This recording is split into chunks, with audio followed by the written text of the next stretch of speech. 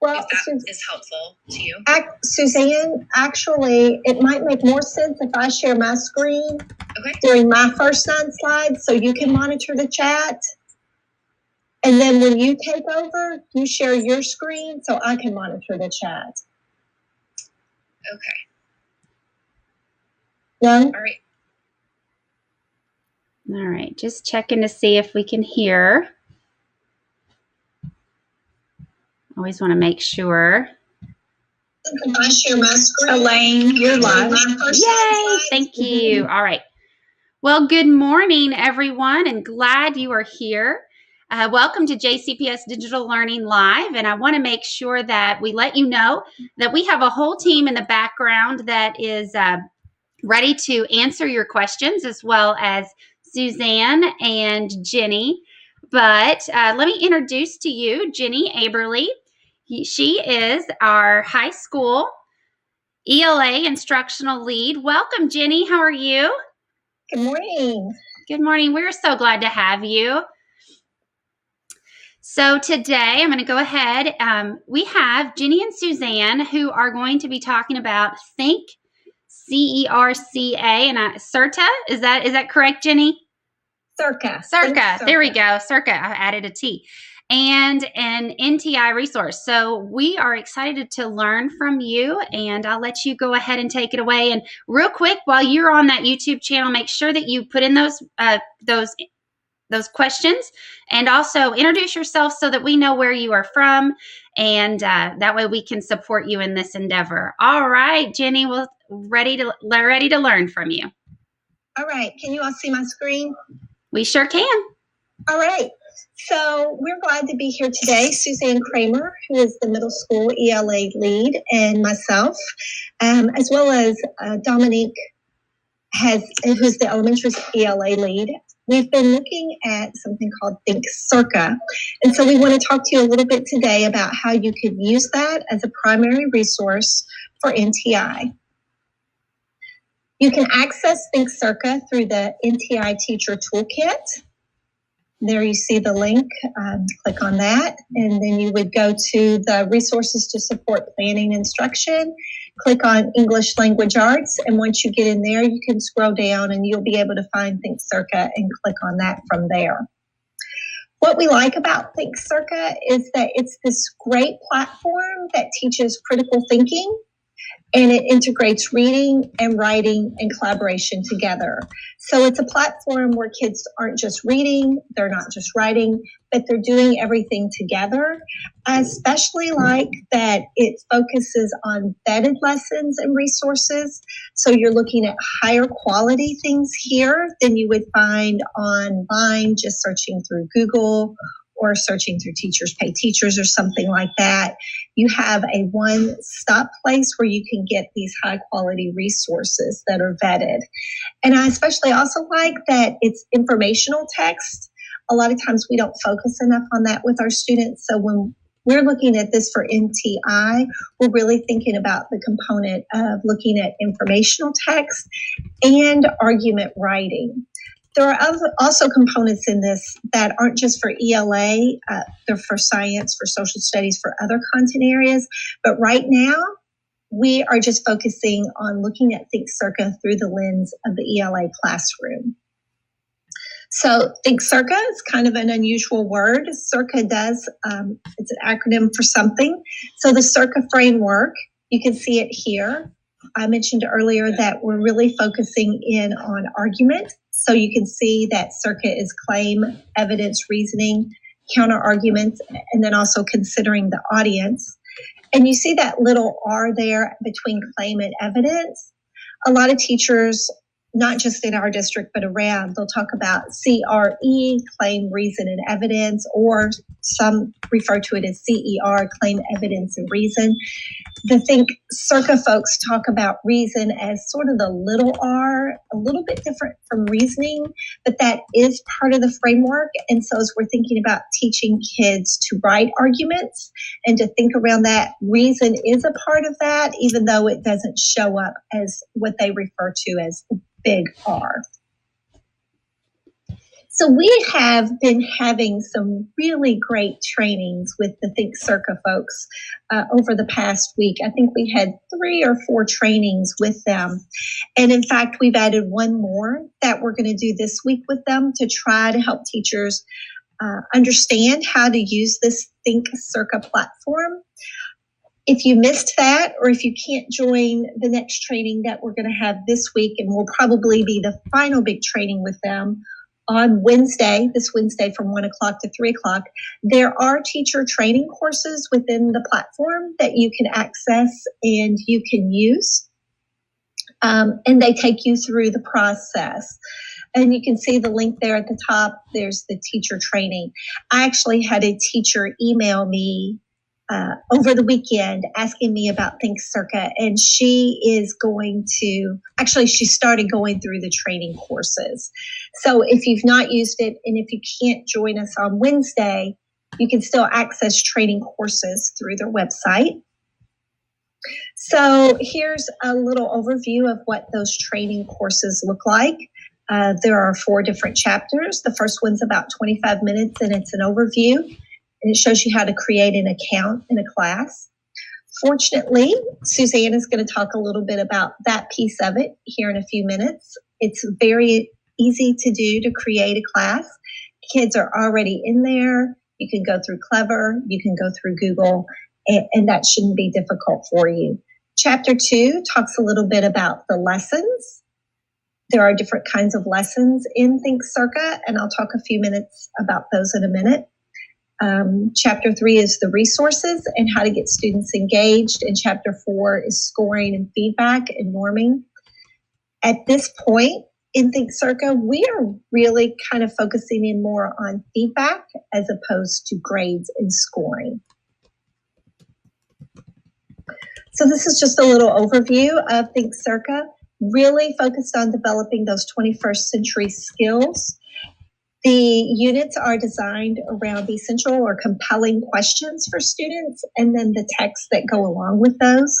Lessons are very scaffolded to help kids think critically about what they're reading and about point of view and about argument. There's also some really good data behind Think Circa and how effective it is with helping students. They have data that shows when implemented with fidelity, we'll get 2 years of growth. We're hoping to have a better partnership with Think Circa next year and hoping that we can see these types of growth with our students. So there are 3 types of lessons within Think Circa. You see the big box, that's the writing lesson where kids will spend the majority of your time. And then on the right-hand side, you see direct instruction and skills lessons. Kids will start with those direct instruction and skills lessons. Skills lessons are about 30 minutes long, and you can think of that as more of a mini lesson, and that walks kids through a particular skill on which you want them to focus. Direct instruction, those vary in time length, and that's a set of slides that kids will go through to help give them what we would call direct instruction. We've also got some suggestions where you might do some videos to help kids with that direct instruction piece.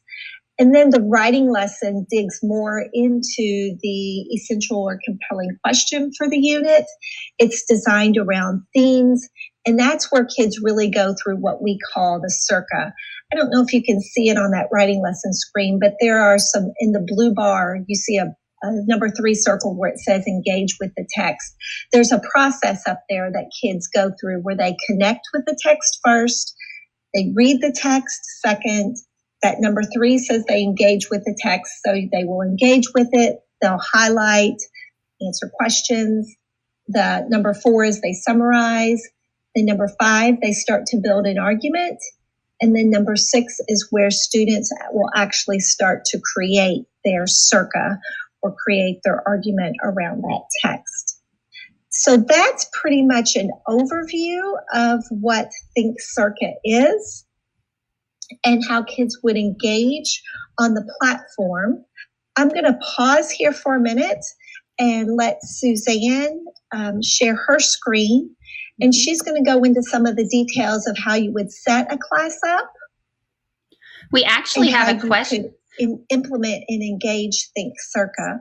So Wait. while she's doing that, go ahead, Suzanne. Well, we actually have a question, Jenny, from the chat. Cecilia says, good morning. Do we, the teachers in JCPS, already have an account with this platform, or do they need to create their own teacher account? You can access this through Clever.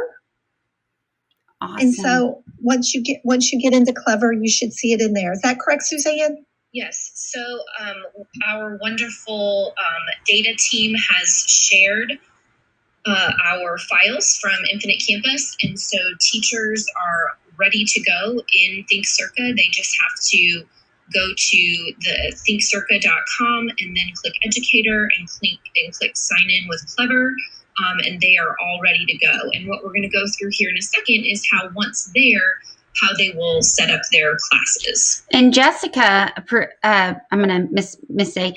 Jessica said that she said this is actually in Clever, like you said, Suzanne, and that there will be a link that will be shared if you need to have help. And just reach out to Jessica Perinsky, and she's on the chat, and if you need some assistance as well. And we do recommend, again, we've due to demand and some popularity of using this, we do have another training tomorrow, April 14th at 1 p.m. And if teachers do decide that they want to use this in their classrooms, that they would come and join us for that training, because the folks from Think Circa give a really great deep dive into how to use it so that teachers aren't sort of flying by the seat of their pants. So that's tomorrow. On the 14th at 1 p.m. And if you go to the NTI platform on the resources page under Think Circa in the ELA resources, I have the landing page all ready to go for teachers to sign up there.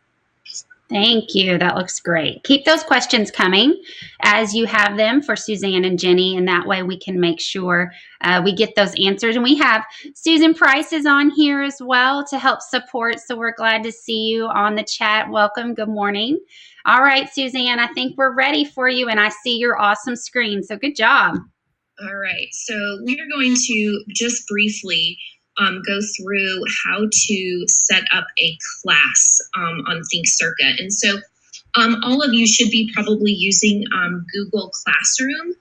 And setting up a class in Think Circa works the same way, where we give students a code, and they would go to Think Circa, click on Students, they would enter that code, and then they are part of your class. And so we recommend integrating Think Circa with Google Classroom, and we're going to show you how that works in a proposed remote learning plan here in a second. And so this is the screen that you would see when you create a class. I'm going to present that so that you all can see that a bit bigger. And so once in Think Circa, you would click Classes, and then you would click Create a Class. And that would generate that code that then you would give to students in Google Classroom for them to become a part of your class right here. There's the code that would be that you would share. Suzanne, real quick. So Jessica Kalen says, is this appropriate for lower primary? She teaches actually first grade. It is 3 through 12. Okay.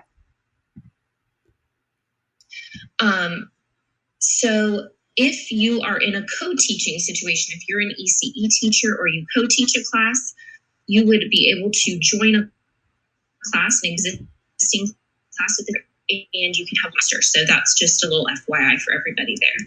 And those co-teachers have the rights to give feedback, assign things, so on and so forth. So the platform works really nicely for that environment. And so once you create a class, it's going to ask you to name your class. You might name it based on your Infinite Campus section that mirrors your Google Classroom section. You select your grade, your subject. For NTI, probably we would select April through June as our class duration for this 6-week time period. And then again, it will bring up a class code. Once you create the class, you would share that with your first period in Google Classroom. Kids would go to Think Circa, after you shared the website with them on Google Classroom, and then they would become a part of your Think Circa class, and you'll be able to push out assignments and feedback to them on the platform. So if you're co-teaching, again, you just click the join the class, and then you'll become a part of that teacher's work for that class period. Here is what the students will see. So when the student goes to log into your class, they just click student. And here you can also see what you will see as an educator. And you'll just click login, and then it will prompt you to log in through Clever. It's so simple and all ready to go for you. And here it shows the screen that you'll see when students go to log in, and they'll click login with Clever. And then it will ask for their code that you pushed out via Google Classroom. So that's all ready to go. They'll enter their class code, and then they will be ready to participate in their skills lessons, their writing lessons, to get feedback from you on their claims and evidence and outlines. And so this just kind of gives an overview of how you'll set up your courses. We'll, again, on the training on the 14th, offer more time for teachers to dig in and get that all set up. Again, you can register for that training via the NTI platform on the ELA resources page. So Think Circa and our ELA department have partnered to develop a 6-week learning plan that takes the concept of a Circa and sort of richly scaffolds it and reduces the amount of work that students are doing to better fit the NTI environment. And so I'm going to walk us through this learning plan really quickly. So I'm going to go up to the actual learning plan, which also is on the NTI platform, linked in the ELA resources page. And so you'll see here a 6-week proposed plan for how you might implement Think Circa in your virtual classroom. And so as Jenny told us, we have our compelling question or theme around a text that students would annotate and write maybe a summary of. There'll be a task attached to that writing lesson. And then there are steps in the Circa, the claim, evidence, reasoning steps. And so for NTI, we would suggest that for the first week, teachers would help students understand what is Circa. They would assign these skills lessons, making how to make claims and arguments, selecting and arranging reasons, and then students would do this writing lesson. And so over here, this kind of shows you what the scaffolded student output would be for this first week. And then, of course, as we are engaging students virtually and in the classroom, feedback is probably the most important part. And so we've given you some suggestions here on how you engage students to talk about their learning, to engage them in the dialogical aspect that is built into Circa. Typically, if you were doing this in your physical classroom, it would involve Socratic seminars, other dialogical protocols. And so we suggest that you do those things in small groups via Google Meet, and that we're providing consistent ongoing feedback via Google Classroom, in the platform itself, and via those virtual meets.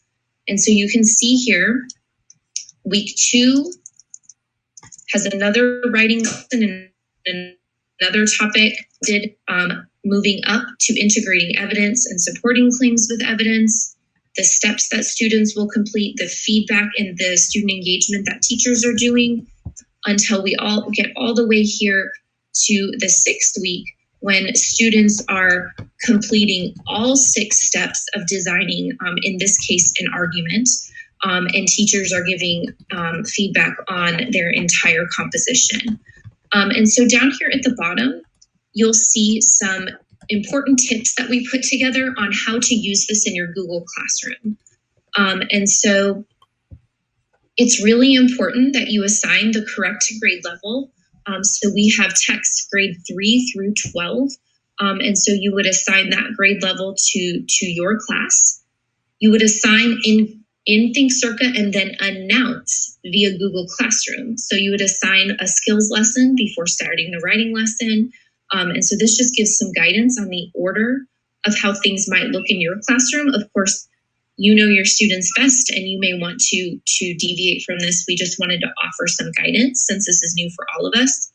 And so you really use Google Classroom to communicate that focus. So you may consider on Monday, you make the announcement, you assign, and then you have that ongoing contact with students throughout the week. We know that many of our students may need more than one lesson and some modeling and think aloud and application before being able to master a concept. And so we suggest doing the great PDs that Elaine's team has put together on using the tools like Google Meet and Screencastify to create those mini lessons based on student misconceptions and doing some modeling for students on, for example, I put the example here, you may want to use Screencastify to model making a claim from a text using the text from Think Circa or another text so that students so that your thinking is made visible to students and they know how to apply that learning to what they're going to do in the Circa. So we've put those suggestions down here. And then again, as Jenny said, we want to focus on descriptive feedback. Within the feedback portion of the Circa, you can just give descriptive feedback and remit the writing back to students without even giving it a score. So that's something we'll talk more about in our Tuesday PD as well. And so looks like we have about 5 minutes left. And if there are any questions, Jenny, are you seeing anything that would be useful for us to answer here? I just answered a question. There was one about ECE students and can we use Think Circa with ECE students? And the answer is yes. You can use Think Circa with ECE students and make those modifications to meet their learning needs as you need to do that. Do you have anything else to add to that, Suzanne? No, and I think as we go into the coming year, of course, the idea with the Think Circa is that students would go through this cycle several times a year, and in our classroom environment, hopefully in the coming academic year, students would go through the entirety of the Circa each time. And of course, we've modified that framework for this NTI learning space. And we hope that some of those texts that are connected to that compelling question and the ability to access those skills lessons asynchronously can really help with the accelerations and supports that our ECE students will need, especially the rich feedback options that we have in Think Circa, and it has some good assistive technology, some vocabulary supports, a reader, annotation tools, things like that I think are really beneficial to ESL and ECE students. And one of the best parts, we had it going on the chat, one of the best parts about that reader is it sounds like a real voice, which we know the computerized voice is not as beneficial. Yes. So Michelle said that is, and Jessica said that is a great tool that is embedded into this. So that's awesome. Yes, it's actually, I think, a real teacher reading the text to students. Yay. And then we all know on their IEP, if they have a reader, this is beneficial for them to complete that this awesome tool. So I love it. Yes. So we appreciate everyone being here today. And if you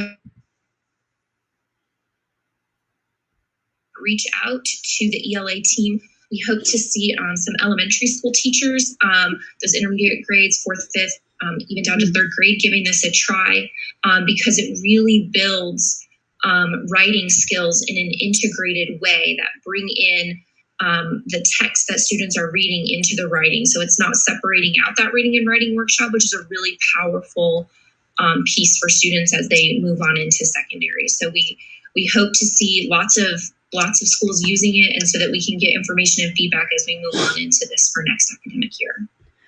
I do actually have a question. How long have we had this access to this tool? It's just so beneficial. How long have we had access? So we accelerated the process to get the data sharing agreement through and everything specifically for NTI. So you are hearing about it right now. This is it. This spring is the very beginning of our partnership. So Christian Miller has a question. Let's see. Looking at one of the lessons, I see ELD support for WIDA. All those acronyms get me. Hopefully you know them, but level 3 through 5, do they have an additional support for WIDA levels 1 and 2? No. So think Circa, and I'm so glad she called out so WIDA is the framework for our EL learners. The language levels for language acquisition and the can-do statements and that sort of thing. So they only go 3 through 12. Now,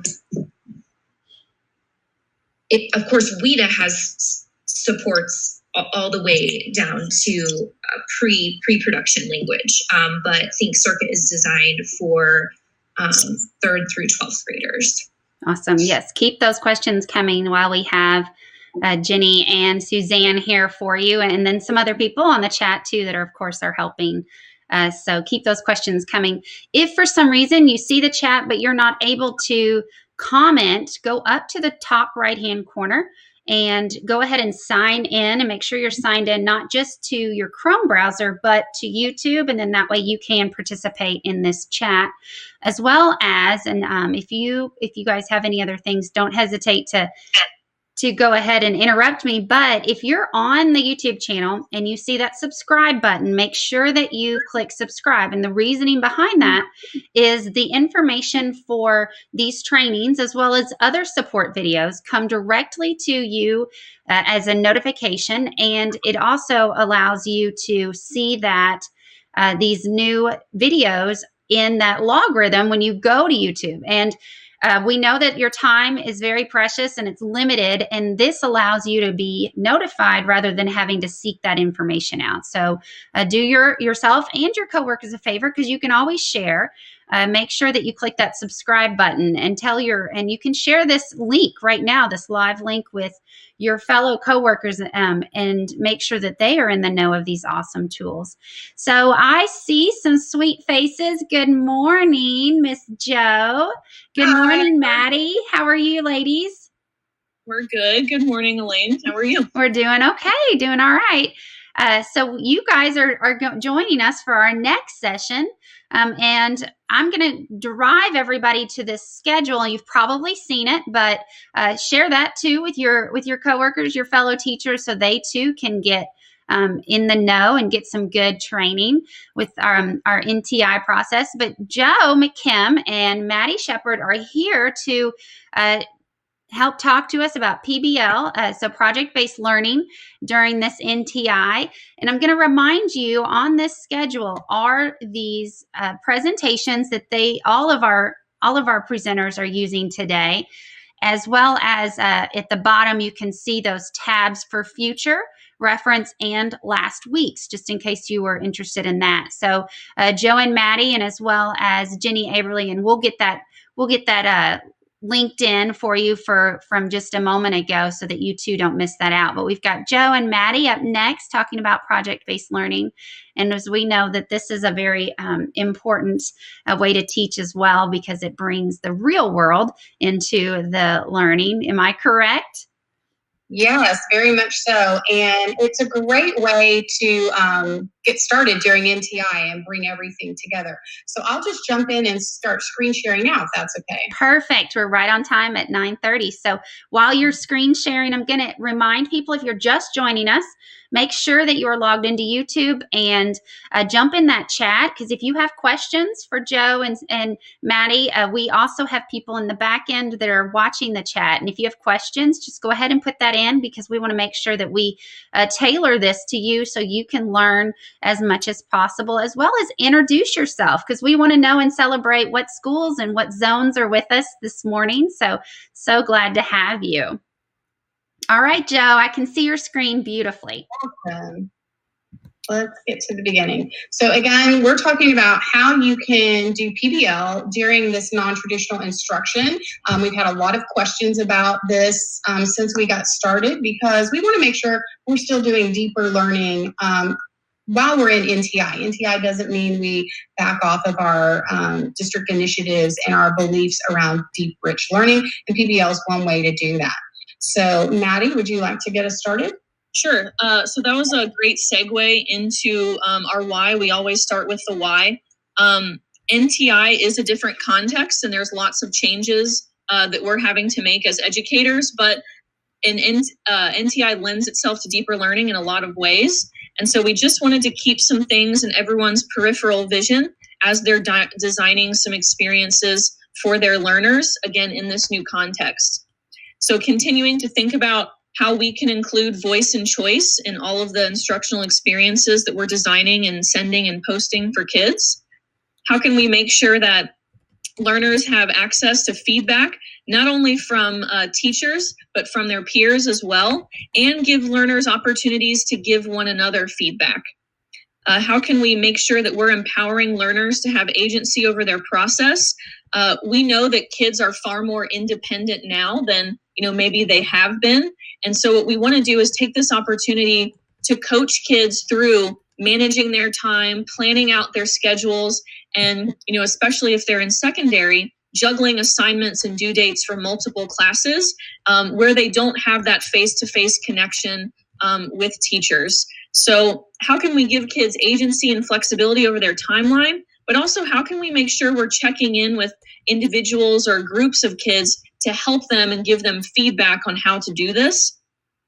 And then again, we know that NTI provides a lot of flexibility in timelines, making sure that we're thinking about those kids that might need a little bit more time and a little bit more support, but that we're always one step ahead of the kids that might be able to move on to the next piece so that everyone's needs are met within that flexibility.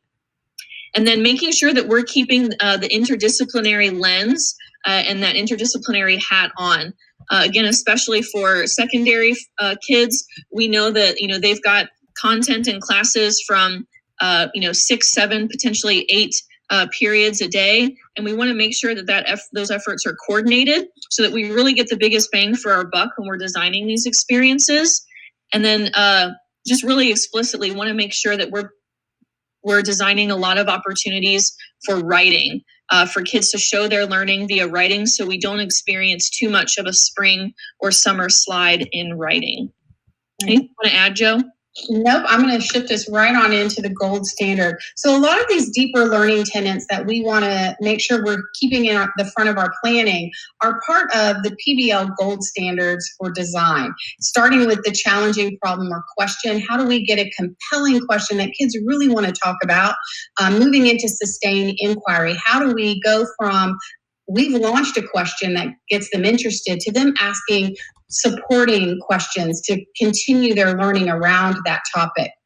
Authenticity is key, especially during NTI. Authenticity is something that really matters to kids. And we think about our quality work protocol. One of those bullets is something that matters to kids. That's how we get to authenticity. If we're only having things in there that matter to the adults, we're not ever going to have authentic things that mean something to kids.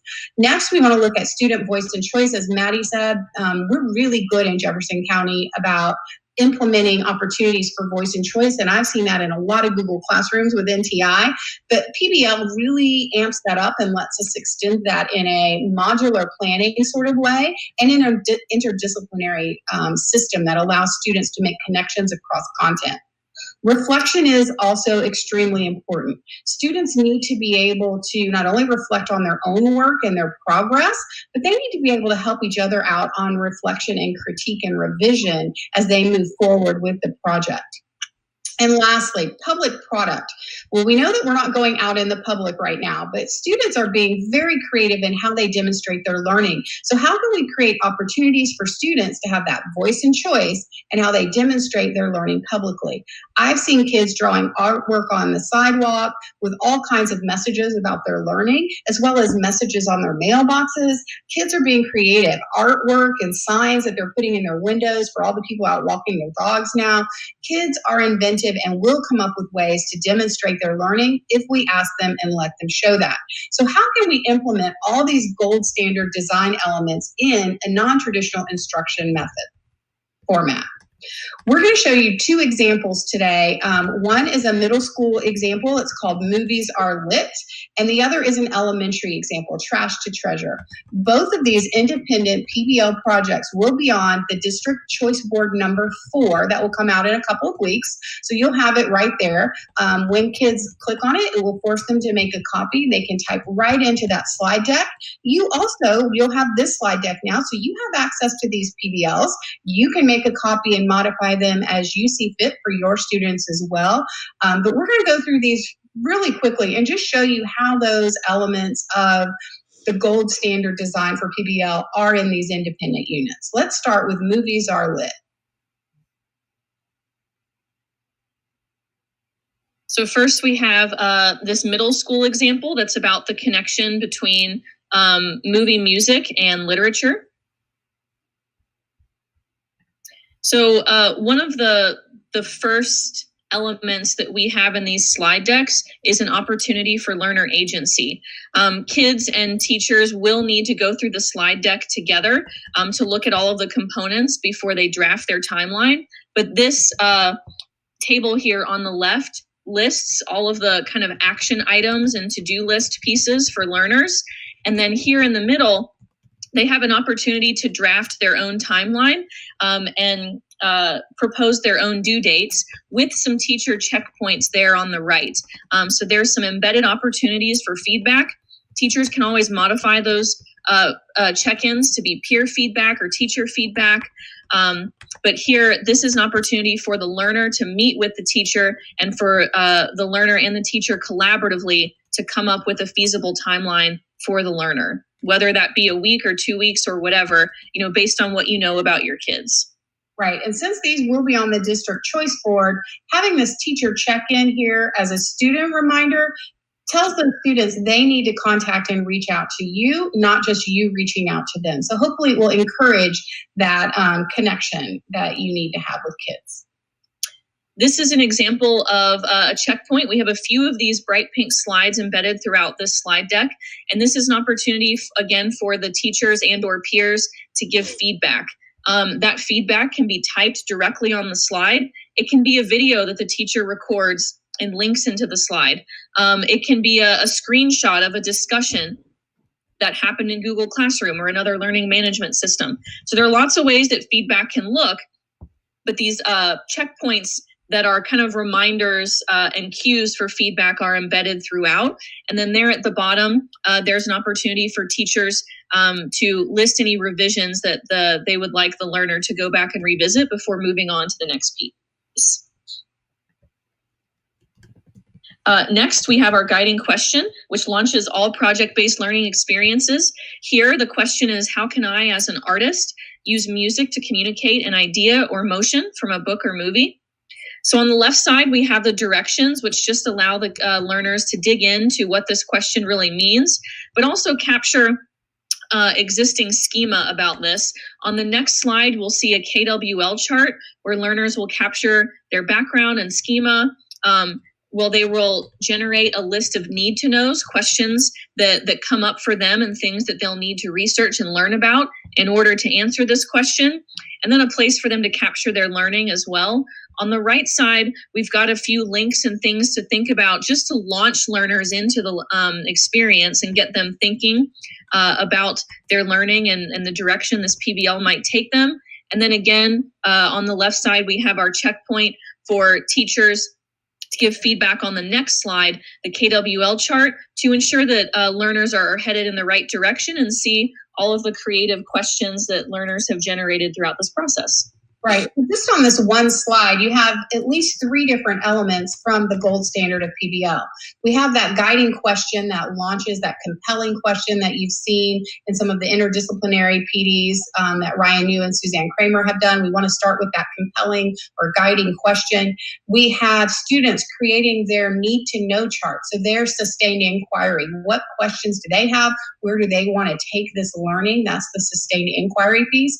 And then we're getting that teacher teacher or peer feedback for critique and revision. So 3 huge elements of PBL all on this one slide. We're also asking students to make interdisciplinary connections. So you'll notice on all of these, there's more than one content listed. But most importantly, we're asking students to make connections. What connections to their subject areas do they see? And this is a great opportunity for learners and for teachers to see all of the interdisciplinary intersections that PBL and learning experiences in general can have. Next, we have that KWL chart that we talked about earlier, where learners will capture their schema, their supporting questions that they generate there in the middle, and then where they'll capture their learning along the way. Next, they go right into research. So here we have some directions for them to begin their research. It highlights to use the questions that they generated themselves. So they've got a lot of agency over the direction of their research while keeping it very focused and guided. And then the second bullet is really important. For a lot of kids, we know what kind of resources they have access to at home, but for a lot of kids that we don't. So here is a list of some potential places where they might look for research, but just remember to be very flexible on where the research comes from because they don't have access to a lot of the things that they might have access to at school. There in the thought bubble on the right are just some questions for them to think about to give them some more direction. And then there at the bottom, another checkpoint, an opportunity for the teacher to check in and give feedback on the direction of the research. We just have a graphic organizer for learners to capture their research and organize their thinking and make sure that they're citing their sources and putting things in their own words, that kind of thing. Another checkpoint for teachers and or peers to look at and give feedback on the research before learners begin to synthesize in their writing component. And here we have kind of a transition slide. Now the learners are transitioning from gathering research to applying that research in their 2 products. This project has 2 components to apply their learning. The first component is a writing piece. We always try to include opportunities for writing in project-based learning experiences. So the first is an argument piece. The learners will answer the guiding question by writing a claim and then have supporting evidence from their research, text, examples, or their own schema about movies or novels in their writing piece. There's some direction there on length because this was designed kind of broadly with middle school in mind, but you can always change that and cater it to individual learners, groups of learners, or your class. And then the second component is a chance for learners to apply some of their claims and things that they learned in their research in kind of a creative component. So they have some choices for this one. The first is to make a soundtrack of a book that they've read. And of course, they'd have to defend the choice that they made for all of the music choices on the soundtrack by explaining what emotions, ideas, or themes the songs communicate and how that is aligned to the emotion, ideas, or themes of the book, using examples from the text and the music. And then the second choice allows learners, again, to ground it in the ideas from their writing piece, make a soundtrack for an existing movie that evokes a different tone, mood, or theme. So kind of juxtaposing the intended tone, mood, and themes from the movie with something completely different. And again, they'd have to explain that choice and how the music communicates those different ideas. Here is just a graphic organizer for learners to organize their thinking as they are pre-writing for their argument piece in component 1.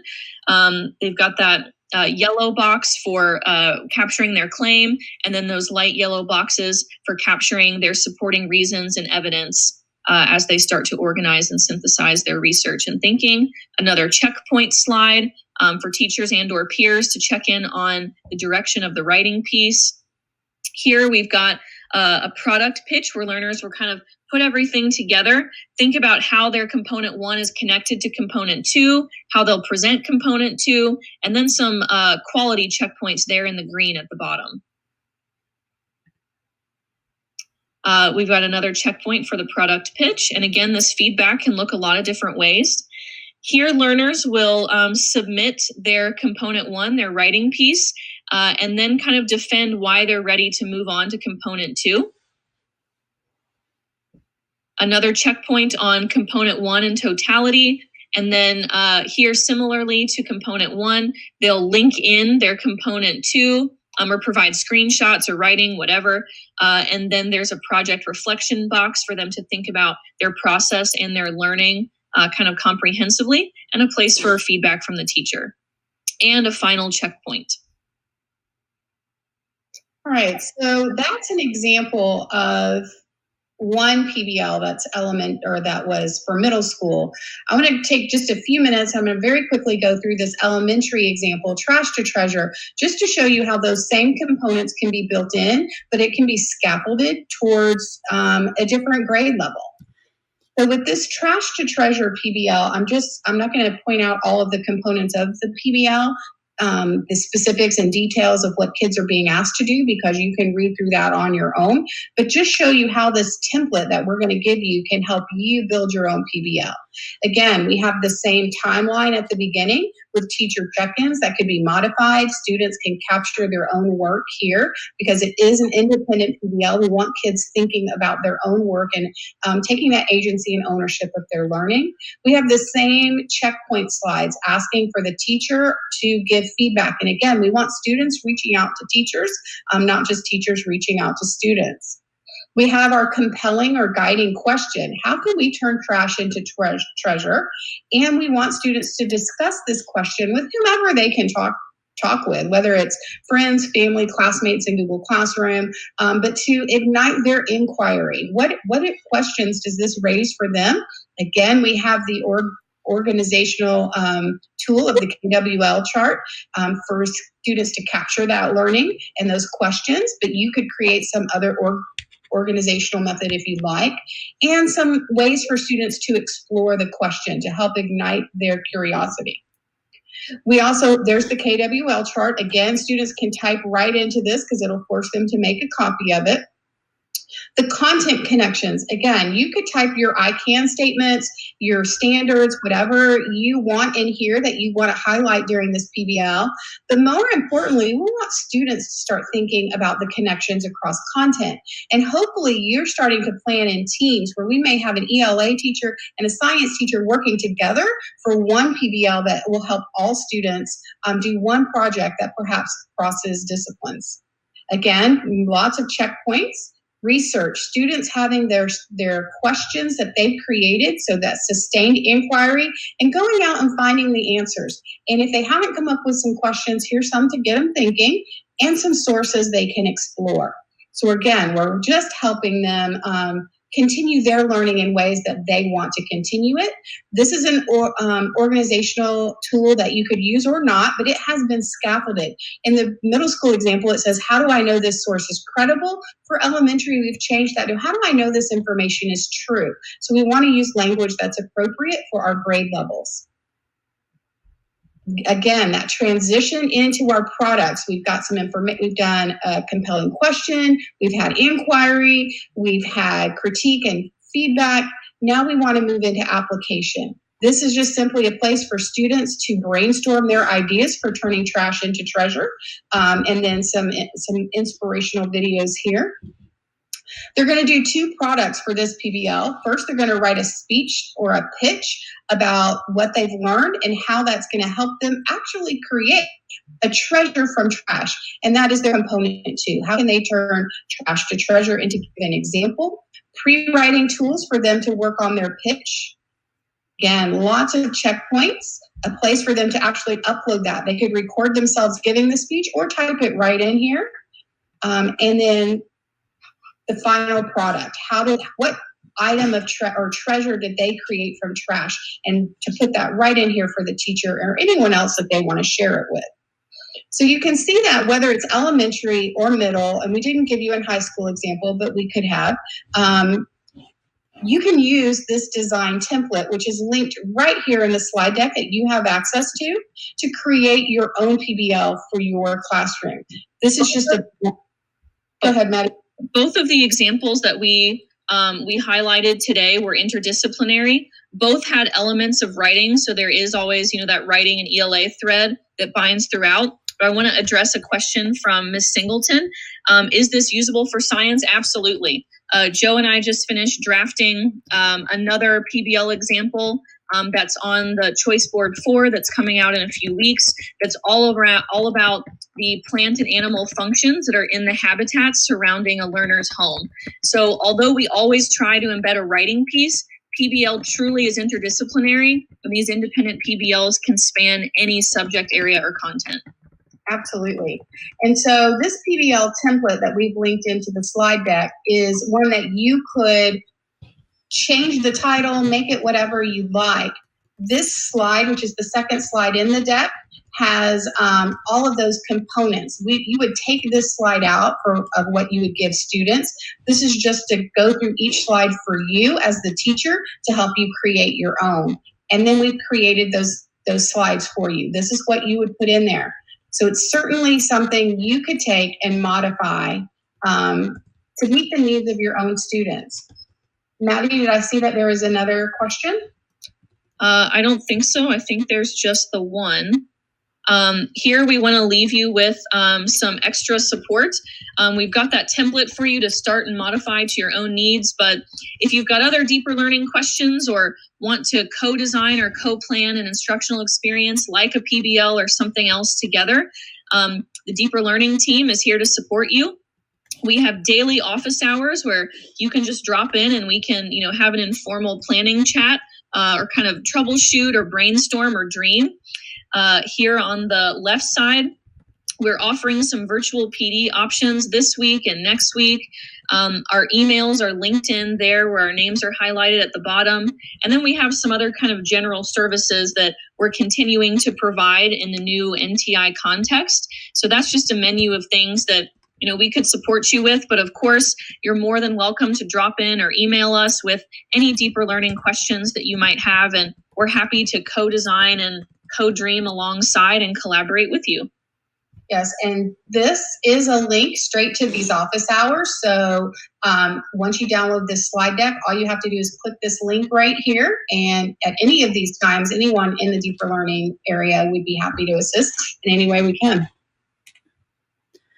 Maddie and Joe, thank you so much for joining us this morning. Tons and tons of great information. We are thankful for you coming and supporting us. And a couple of questions just to remind all of you that are watching, if you need these templates, of course, these are awesome templates to use. They are linked to inside Joe and Maddie's presentation here, which is linked into the schedule. And you can get to those through the NTI site. Just to make sure that you have that, it is jcps.me/NTI, and that will take you into the main portal that helps support these NTI days. And you just need to find that schedule under the teacher toolkit, and then all of those resources for today are linked right in the time slot that you are looking for. So I want to make sure that we take a second and let everyone know that is joining us. Go into that chat and introduce yourself, because we want to celebrate you taking a step further and growing during this time, as well as just introduce yourself, because we want to make sure that we know where you're from. And all of those questions, make sure you put those in the chat as well. If for some reason you don't see the chat capability, make sure that you are logged in to YouTube, which is not just logged into your Chrome browser, but logged in inside the window. We also want to make sure that when you click subscribe to the channel, it's allowing you to work smarter, not harder. And the information as far as coming, new shows that come or support videos, come to you with a little notification, as well as show up on that logarithm so that you can be the first to know and you don't have to go seek that information out. It comes to you. So while we are transitioning, I want to make sure that you know who is coming up next here at 10 o'clock. We have Christina Johnson and Lisa McGarry, and they're going to talk to us about self-care for adults. And this is extremely important because we are all doing some different things, and we need to make sure that we do have that self-care and taking care of ourselves. So we have a few minutes because we want to wait for the people that saw the schedule and wanted to go in and get this information. So we don't want to start too early, but I'm going to give a little shout out to a couple of people. We have Alan Young joining us in the chat and Andrea Higdon. Of course, we've got Justin Elliott and Cheryl Bibby. So glad you guys are joining us. And Michelle Shorey, thank you again for joining us. So we have Sandra Singleton, and she is from Stewart Middle School. So yay, hashtag Miracle Middle School. So glad to see you. Representing this morning, Deanna French says, thanks for this information. It will be something I consider when needing additional writing prompts activities for her high school special education students. So thank you, Diana, for saying that. We have Terry Ritchie, and she is from KSB. And do we need to, no, I do not believe so, Terry, that you do not need to be a JCPS, but I will check. Kathleen's going to check into that for us. That's a very good question, because these resources, we are a team, and we like to think this is a team sport teaching, especially during these times. Do we need to gather together and be a very good one and help each other out, because this is important. Lamisa, I hope I said that right. Marks Johns, welcome to the chat. Make sure you put any of those questions that you may have for us in there. And we do have a team that is in the backside watching the chat to make sure that we don't miss any questions. So don't hesitate. It's not going to get lost, even though that chat feed does seem to go fast. But we also have that team behind us. So we have just a few minutes to start, and I'm going to make sure everybody knows where the schedule is in the JCPS NTI support site. So if once you go there, you just make sure that you go to jcps.me/NTI. If you can see that up in my Omni bar, which is what that's really called, not just the address bar, and that is on the level 1 certification tests. So make sure that once you get there to find that training, you go to the NTI support toolkit, and we have the virtual training schedule that is here up in the top right-hand corner. And you will take you straight to this training support schedule.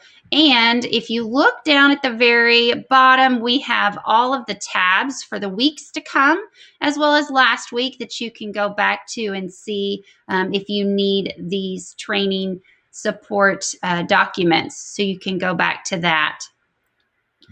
So while we take a moment, make sure that, I know I keep saying it over and over, but we have people that are joining each moment, and I don't want you to not hear from us, but we're glad that you're with us during this virtual training, and we want to make sure that we tailor it and get those answers and those questions to you, and or those answers to you as much as possible. So make sure that you log in to YouTube to get that chat feature, and that you also introduce yourself, because we want to celebrate you for joining us this morning on a Monday morning as well, and we hope that everybody is well.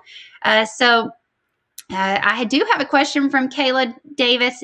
Is in the defense for NTI beneficial to 5th grade teachers or just seniors? That's a great question, Kayla.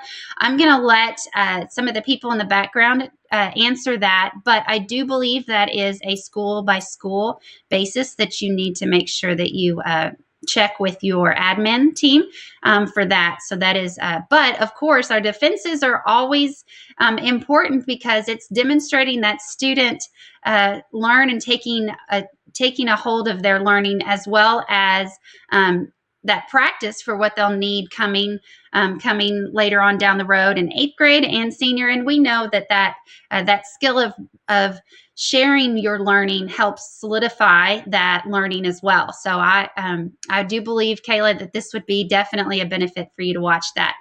So I'm going to go ahead and introduce our next presenters. So we have Christina Johnson and Lisa McGarry. How are you, ladies? Hello, good morning. Good morning. We're so glad to have you. Good So morning. this is such a important topic, and I'm so glad that you're going to share that with our team and our watchers today. Absolutely.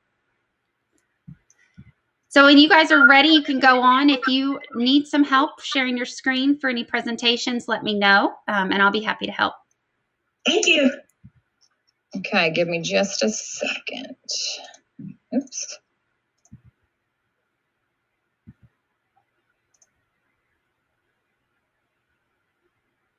Well, while you are waiting, we come to you from the Social Emotional Learning Department of JCPS. Most people know us as the trauma team, trauma informed care team. All right, I think we're ready. All right. So good morning. Like Shay just said, we are resource teachers from the Social Emotional Learning Department. I am Lisa McGarry, and I think she's still there. She is Christina Johnson. Can you see the PowerPoint, Shay? I see it in a small box. Okay. I just want to make sure that I'm up and we're ready to go. You look Okay. great. Okay, so we're going to go over some self-care during this pandemic. We like to get started with sharing our contact information. Our department is made up of 4 individuals you see on the screen now. We have Dr. Lisa Marks-Johns and Dr. Jennifer Driscoll. They are both in the chat answering any questions, responding to comments that anybody might have, and then myself and Shay are going to go through the content with you. Now, we're also going to have a slide at the end of this presentation with our contact information should anybody need it. So if you don't get it at this point and you want to ask some questions, you want to reach out for some resources, you want some individual support that you're not comfortable with putting in the chat, feel free to email any one of us, and we will get back to you as soon as we can. Our presentation is also linked in the NTI schedule, so you can access this for yourself. So our goals through this training are to learn how to manage stress and anxiety through the pandemic while also creating a self-care plan. We want to look at the great need in dealing with the stress and anxiety that these situations can create. We have a new situation with going through NTI and trying to teach our students virtually, getting them on track with things, while also dealing with all of the stressors from outside our homes and things not within our control. So we're going to look at both of those things. Lisa, I have just 1 second. Do you have someone have the actual channel up? Because we're just getting a little feedback. I don't want to anybody to not be able to hear you. Shay, do you? I might actually. No, I don't. Okay, hang on 1 second. And if you need to, because I want you to be able to see that chat too, you can mute that tab by right click and then muting the tab. I just closed the channel, but I still hear the feedback. Is it because I have the video call up? No? No, shouldn't be. You should be good with that video call. Okay. Okay. Well, with all of our trainings, if you're new to any of them that we have done, we include a self-care alert. So sometimes the information that we talk about in our department begins to become overwhelming for people. So if this gets too much for you today, feel free to walk away from the presentation, come back to it. We will have a recording of this at some point, and so it will be accessible to come back to. If you need to talk to somebody, ask questions in the chat, email one of us, or talk to somebody that is a friend of yours, FaceTime them, call them on the phone, or do something that you know that is relaxing. First, we want to talk about what the coronavirus is, and I would imagine at this point everyone has had some exposure to this. This is a worldwide pandemic. It has affected hundreds of thousands, maybe even millions of people, and we know that this is a situation that can bring feelings of uncertainty, anxiety, worry. wondering about how our families are going to be affected if we have members that we know who have been diagnosed positively, or if it's still out there when you go to the grocery store. Could you contact it from that? If you're having to shop online and have things delivered, is it going to be on the boxes? Is it going to be on the bags that you're shopping with? Can you even open up the items that you get from the grocery store without having to wipe them down? All of those things can bring about these negative feelings, not knowing what's coming next. If you could be one who is getting sick, and then what's going to come with that, because there is not a vaccine for it, there's no clear treatment for it. It seems to be random when people are healing from it. So all of those things bring about uncertainty and worry to many of us as we are going through these new times. Something that we want to remind you of is that it's so important that we do remain alert and engaged in the information as it's coming about. It's ever changing. If we were to look back a couple of weeks when we first went on shutdown, there were many things that they said that we didn't have to do that we now have been asked to. Wear masks when you go out into public. But the important thing is being responsive and aware of how we are managing our reactions.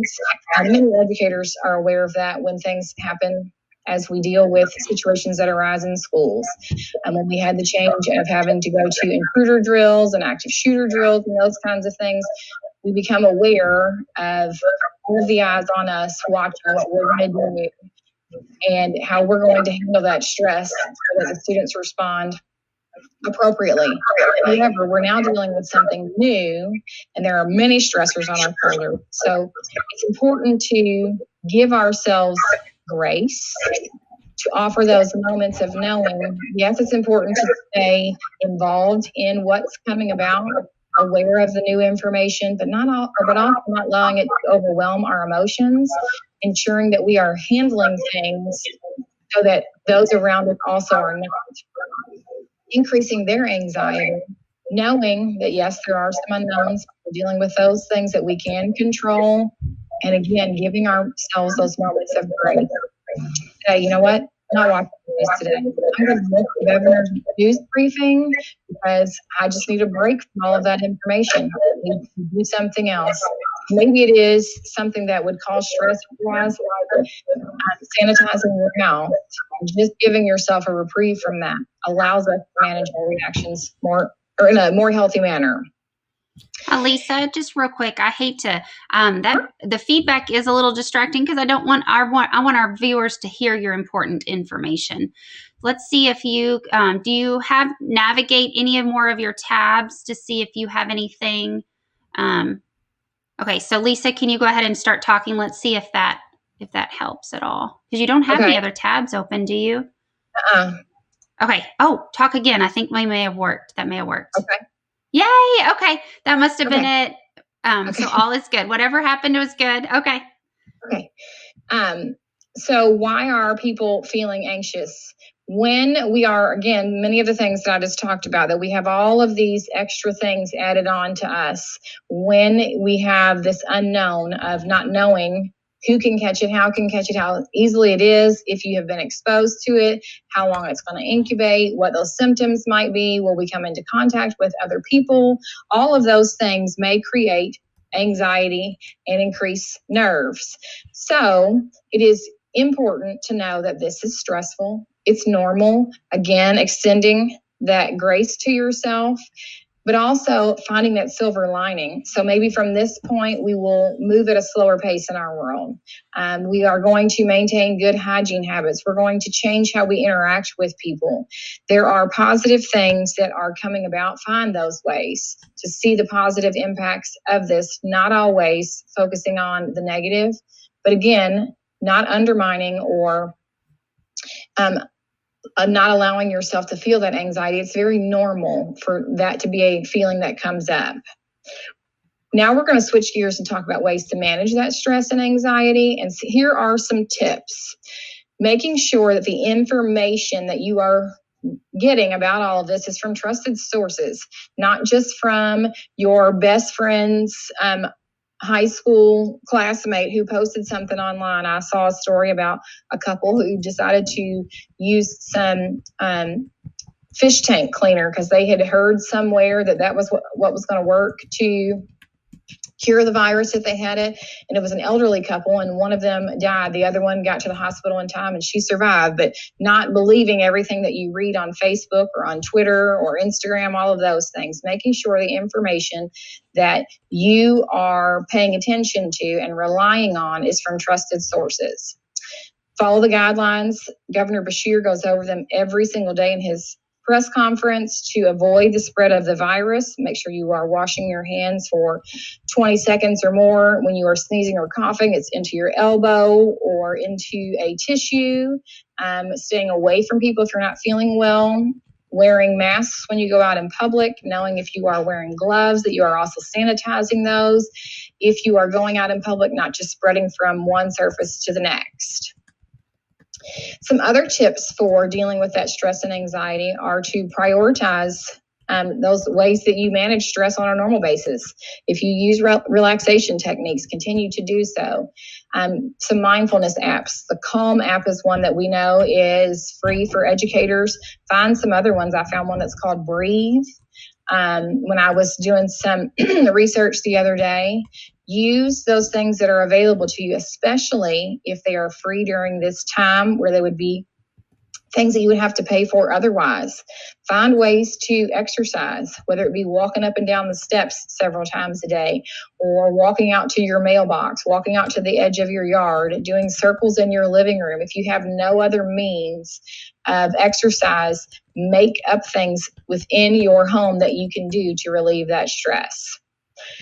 Also, I mentioned this, staying informed is important. Knowing about the changes, finding out if we are going back to school, if this NTI is, being extended like it was to May 1st. But don't let yourself become overwhelmed with the information. Don't watch the news every time it comes on during the day. This is something that I have learned in being home, that WDRB has news on for several hours a day. You could watch it minus a few hours if you wanted to. Don't tune in to every single episode that they have. Pick a few sources and then decide when you're going to watch. If you're going to watch the news in the morning, then watch the news in the morning. And if you want to watch the governor in the evening, watch him and maybe check back in before going to bed. But don't watch every half hour. Don't watch every hour. Don't watch the national stations and the local stations, because you're going to increase that anxiety and worry. Not necessarily allow you to have that regrouping and bringing yourself back down from some anxiety. Just understanding that this is something that we need to be aware of, but we can't be overwhelmed by. The last thing that I want to point out is to find those stories about positive things that are taking place. I read something just the other day where the waters are so clear in Italy in the Venice canals that dolphins have returned. And then yesterday or the day before, I saw another one that one of the Great Lakes is so clear that from the air, they can see shipwrecks on the bottom of the lake.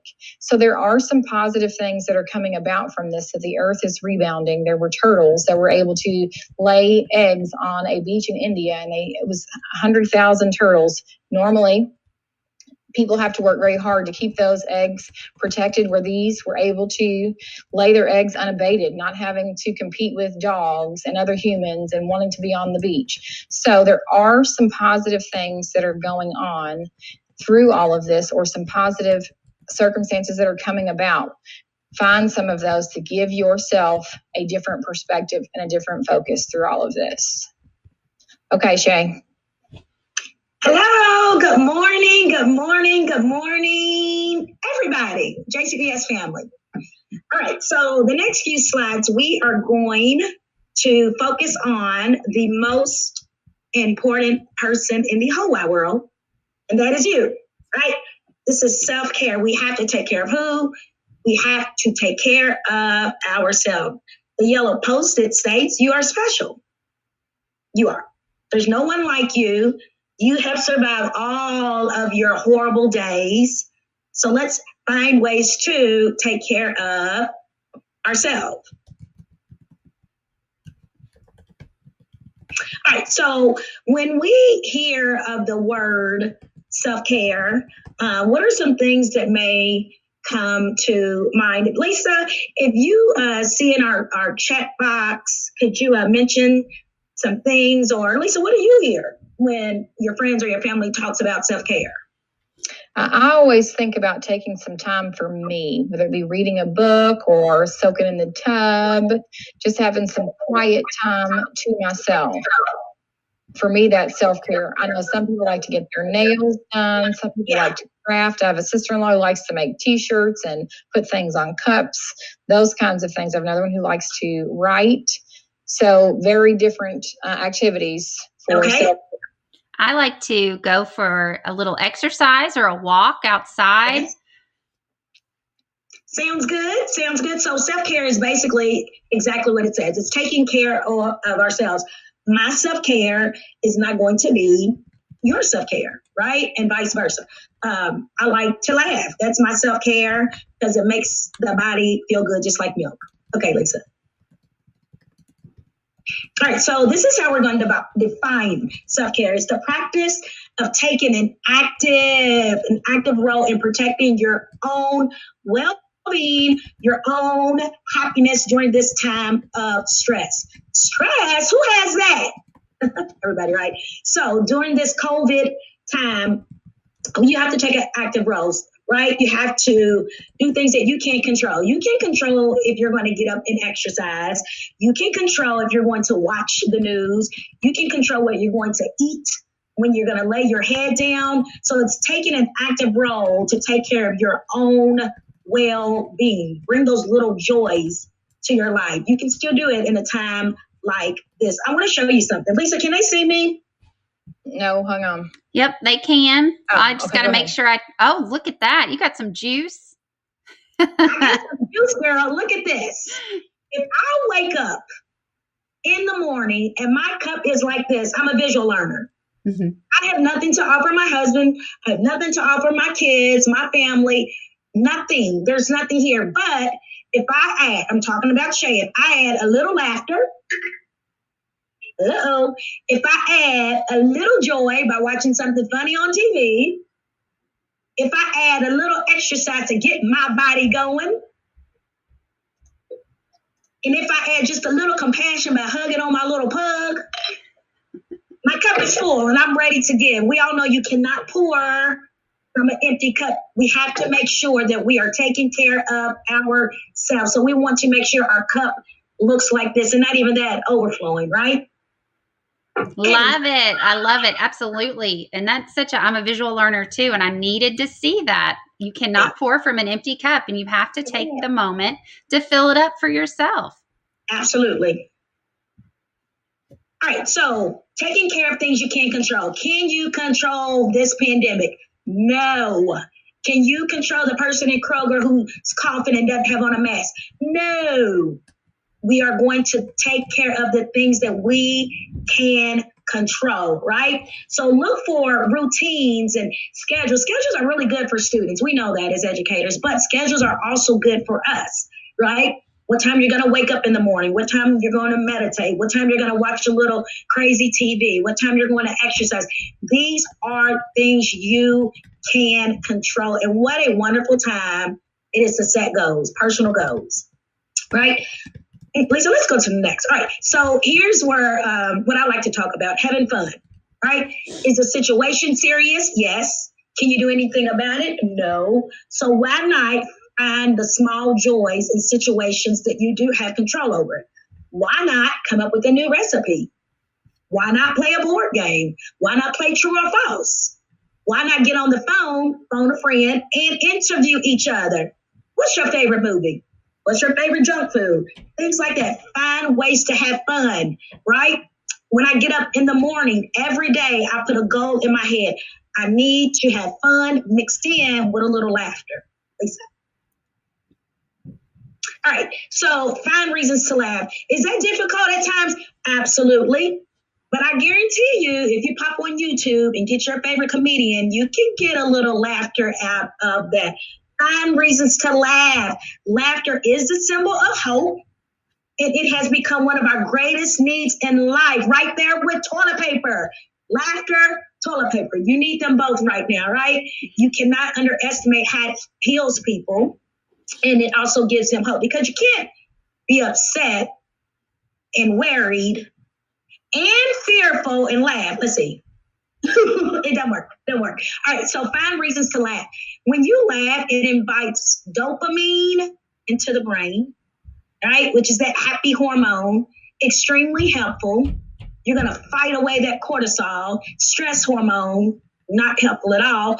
Benefits of laughter. What does laughter do? It lowers our blood pressure. So educators, adults out there who have blood pressure problems, not the time. This is not the time. You need to laugh to keep that blood pressure level. When you laugh, it eases the anxiety, right? It lifts your spirits. It relaxes the whole entire body. It boosts our immune system. And right now, what do we all need? A healthy immune system. So tell a joke and eat orange juice. Drink orange juice, right? Find a reason to laugh and eat your vegetables. Find reasons to laugh. And guess what? When you laugh all day and find reasons to laugh and bring joy into your heart, you get a really good night's sleep. Who doesn't need that? All right, so what Shay does every morning before I put these little feet on the floor, I find 3 things that I am grateful for. Just 3. I have thousands, but just 3. First, I usually say, I have another day because I have air in my lungs, right? And a lot of times I say I'm thankful for the sunshine, because sometimes the weather determines our mood. And I am thankful for my family, who keeps me positive, who lifts me up, right? So I wonder what you're grateful for. When you practice the attitude of gratefulness, you really feel appreciated. You really feel cared for. When you reciprocate, you accept the messages of appreciation and gratitude. So I promise you, if you want to know the antidote of complaining, get a gratitude journal and start writing down things that you are grateful for. It will help you motivate you through your day. All right, so I would like for you to create your own grateful plan. Just write down in your head, or if you want to write it down, you can write it down and make it visual. But 3 things that you are grateful for at this moment. Now, right now, I'm thinking about, I'm grateful for the gift of sight. Things we take for granted every day. I'm grateful that I can look at my screen, look at my children, look at my husband, look at my dog. I'm grateful for having eyesight. Lisa, tell me one thing. Today, I'm grateful for allergy medicine. Okay, anybody else on the screen want to tell me what you're thankful for or grateful for? I am grateful for my family as well as our health. And I think this is a blessing for us to be able to have time together and, use this as time that we wouldn't normally have to spend with one another.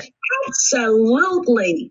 All right, y'all stay on the screen. 3 things that bring me laughter and joy. I have a pug, and my pug, she's pretty ugly. That's what my family tells me. So she kind of looks like that.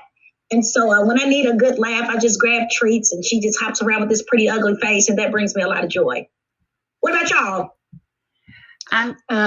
Definitely my family. And then I'll tell you a quick story. So we were doing yard work the other day, and not that we've not lived here a while, but because we have, but my neighbor offered her trash can so we didn't have to bag up all the dirt and weeds and everything else to set out for the trash men to take.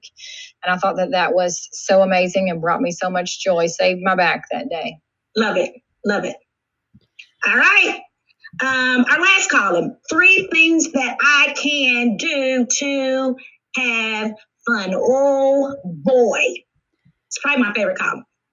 I love to play games with my kids, especially outside basketball. We've played more basketball this time than anything. So I think I'm going to go pro after this. Just kidding. All right. I like to have a dance party in my house.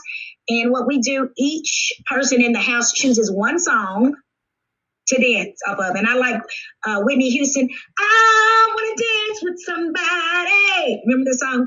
Okay, Lisa, what do you like to do to have fun? I'm liking to do yard work, fixing up the yard and, pulling out weeds and trimming up the shrubs. That's fun for me at this time. Okay, let's roll. All right. All right, so let's talk about this word that's been hot for a few years now, mindfulness, right? Mindfulness, people think of yoga. Some people think of meditation, right? Mindfulness, it's a long, descriptive word on the board with the definition, but I just want you to think about mindfulness is basically paying attention to the present. That's it. Paying attention to the present. So I don't want to think about the cares of yesterday, right? Or the worries of tomorrow. I just want to appreciate being in the moment right now. And right now, what I'm doing is talking to an audience about being mindful and taking care of ourselves, right? It's very important to do. We're just going to be in our own thoughts. And guess what? When we practice mindfulness, thoughts and worries and anxieties will come, and that's okay. We're normal, right? So what we do is we acknowledge those thoughts and we try our very best to dismiss those thoughts, just paying attention to the present. Tomorrow has its own worries, so just paying attention. So breathing is what a lot of people go to when we think of mindfulness, and that's correct. Breathing has a lot to do with it, but that is not all that encompasses mindfulness, right? Breathing has a lot to do with mindfulness because it resets the brain, it calms the brain, because what we want to do is to be in our upstairs brain where we can make good decisions, and we can't do that with a busy brain. So what I would like for you to do is, because this is the start of the day, right? We're just going to sit comfortably and we're just going to breathe, intentional breathing. So I know you're already breathing. Intentional breathing. We're going to go in through our nose and we're going to exhale through our mouths, right? Just for a couple of minutes. Please do this with me. Let's begin, Lisa. Hold on.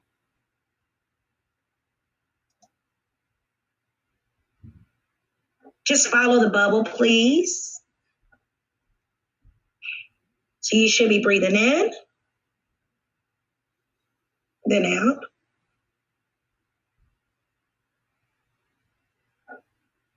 And in.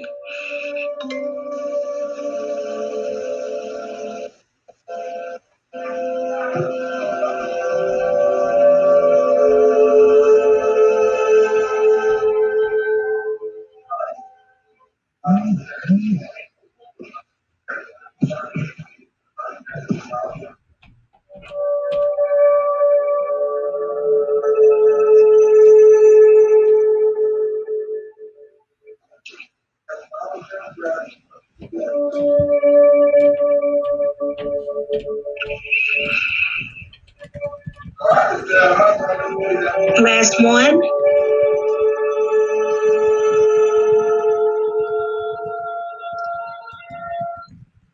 All right. Thank you for breathing along. And please do this throughout the day, just finding moments to pause, accept today for what it is, accept the moment for what it is. Be grateful to still be alive, right? Be grateful to still be healthy. Just take a moment for yourself throughout the day to just breathe. All right, who's this wonderful person on the screen? Our Mayor Greg Fisher, right? And we want to give a shout out to Governor Beshear too. They are very, very, very important in times like this. Their messages are always positive. They have great wisdom. So let's see. I just want to focus on the very last sentence. Things will be different for a time. We know that. But there's no reason we can't try and enjoy ourselves. Enjoy ourselves, whether that's a picnic in your living room, right? Whether that's cooking a batch of brownies and adding a little bit more sugar, right? It's time to learn some new things and keep our minds and our bodies active during this healthy crisis. We don't want to become depressed couch potatoes. No. We are a part of this JCPS family. We got it going on. We're going to stay positive because back to that yellow sticky note, you are special. Thank you guys. Please take care of yourselves. Thank you. Shay and Lisa, thank you so much. We had tons of comments in the chat that are appreciative of your knowledge and sharing of that. And yes, I'm so glad that we got to have this time on our schedule because this is one of our most important topics.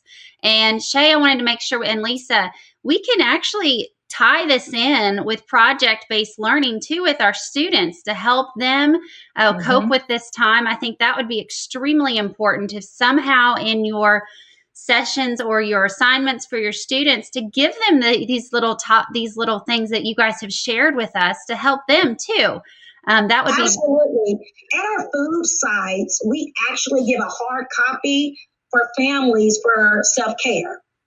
That's awesome. Wow. Wow. That's great. I didn't know that. So I hope everybody on the chat heard that. It's, that's just something that we need to do, not just during this time of crisis, but also times of just stress. Because like you said, we have it all the time and we just need to make sure that we practice that. Thank you from the heart of everyone out there. We really appreciate you guys. Yes, I love it. Shay's showing her cup that's full. You got to take that time daily. I love it. I love it. So thank you, ladies. It's our time for our next session. We have Andrea Campbell and Tara Schneider. We want to welcome them. They're going to be talking to us about teaching guided reading remotely. Welcome, ladies. So glad you are here. Hello. Hey. So glad you're here. Share my screen. Absolutely. Glad to have you back because you guys were here last week. So glad to have you back. Let's see. Can you see this? It looks great. Yes, ma'am. All righty. Well, hello, everybody. I'm Tara Schneider. And I am Andrea Campbell. And we are doing a session on teaching guided reading remotely, and we have members of our team in the chat room. So if you have any questions, go ahead and answer go ahead and ask them in the chat room, and they will be there to answer them. The purpose of this training is to give teachers ideas on how to provide small groups and one-on-one instruction remotely using a digital platform. Once you play around with the resources and different platforms, the possibilities are endless.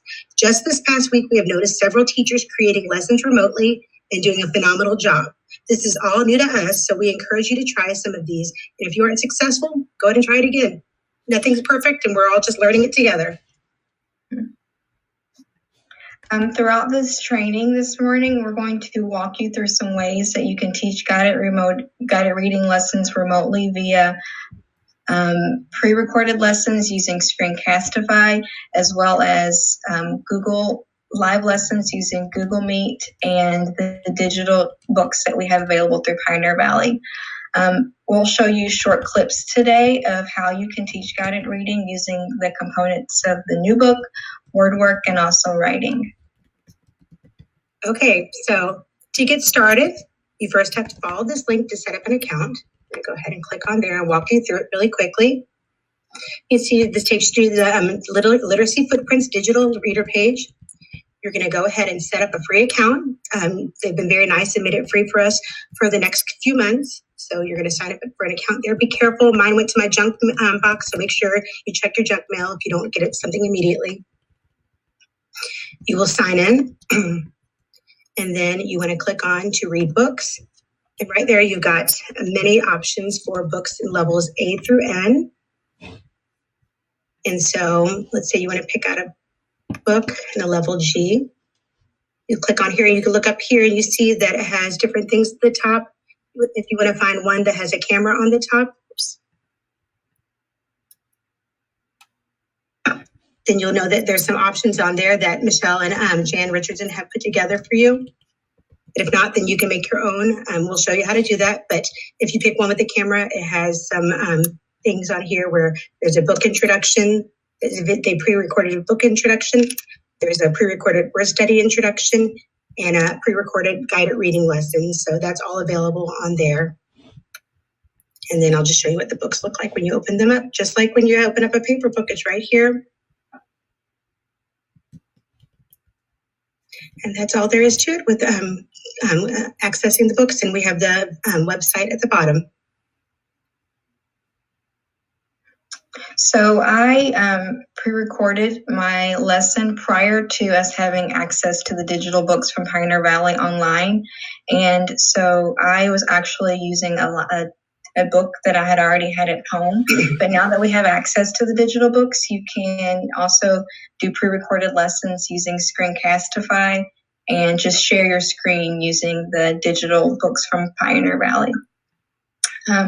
When you are pre-recording a lesson, if you've never done it before, there's some things that you have to take into consideration because you are recording as if your students are sitting at the kitchen table in front of you. So it's a little bit awkward at first, and you have to remind your students to what materials that they'll need before the lesson, and also you'll have to remind them to push pause while they go gather those materials so that they're ready for the lesson.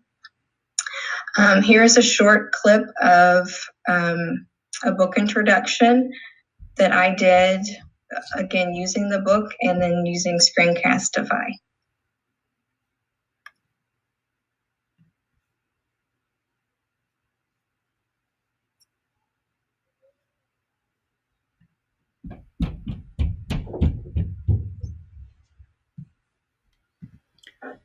So for some reason we can't hear that audio. Let me jump back in and get that for us because I want us to make sure that we can hear it. Let me get here and see if I can do that. What slide was that video on? Is on It's okay. We'll find it. Oh, I see it right here on slide 6. So let's see if I can. Oh, that's not it. 4. Slide 4. Okay, there we go. Oh, look, here it is.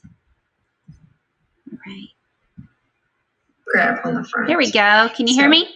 Have you ever eaten a bug? Uh-oh. No, sounds pretty gross, right? Well, millions of people all over the world eat bugs, and we're going to read to find out what bugs they eat and why they eat them. Okay? So pause this video and take a look at the pictures, and I want you to stop on page 11. Okay? I love Thank that. you. Yeah. Okay, so we're back over here to the live. So there are pros and cons to a pre-recorded lesson versus a live lesson. And one of the pros that I would say of doing a pre-recorded lesson is that you can share the link with your individual students that you want. Say you have a group of students in your green group who are reading at level P, and you want them all in that group to see this lesson. You can just share the link with them individually so that they can have their guided reading lesson. The next clip is a live lesson using Google Meet and the digital text from Pioneer Valley. You'll see in this video, we had already done the book walk, and so I was introducing the comprehension strategy that I wanted him to use.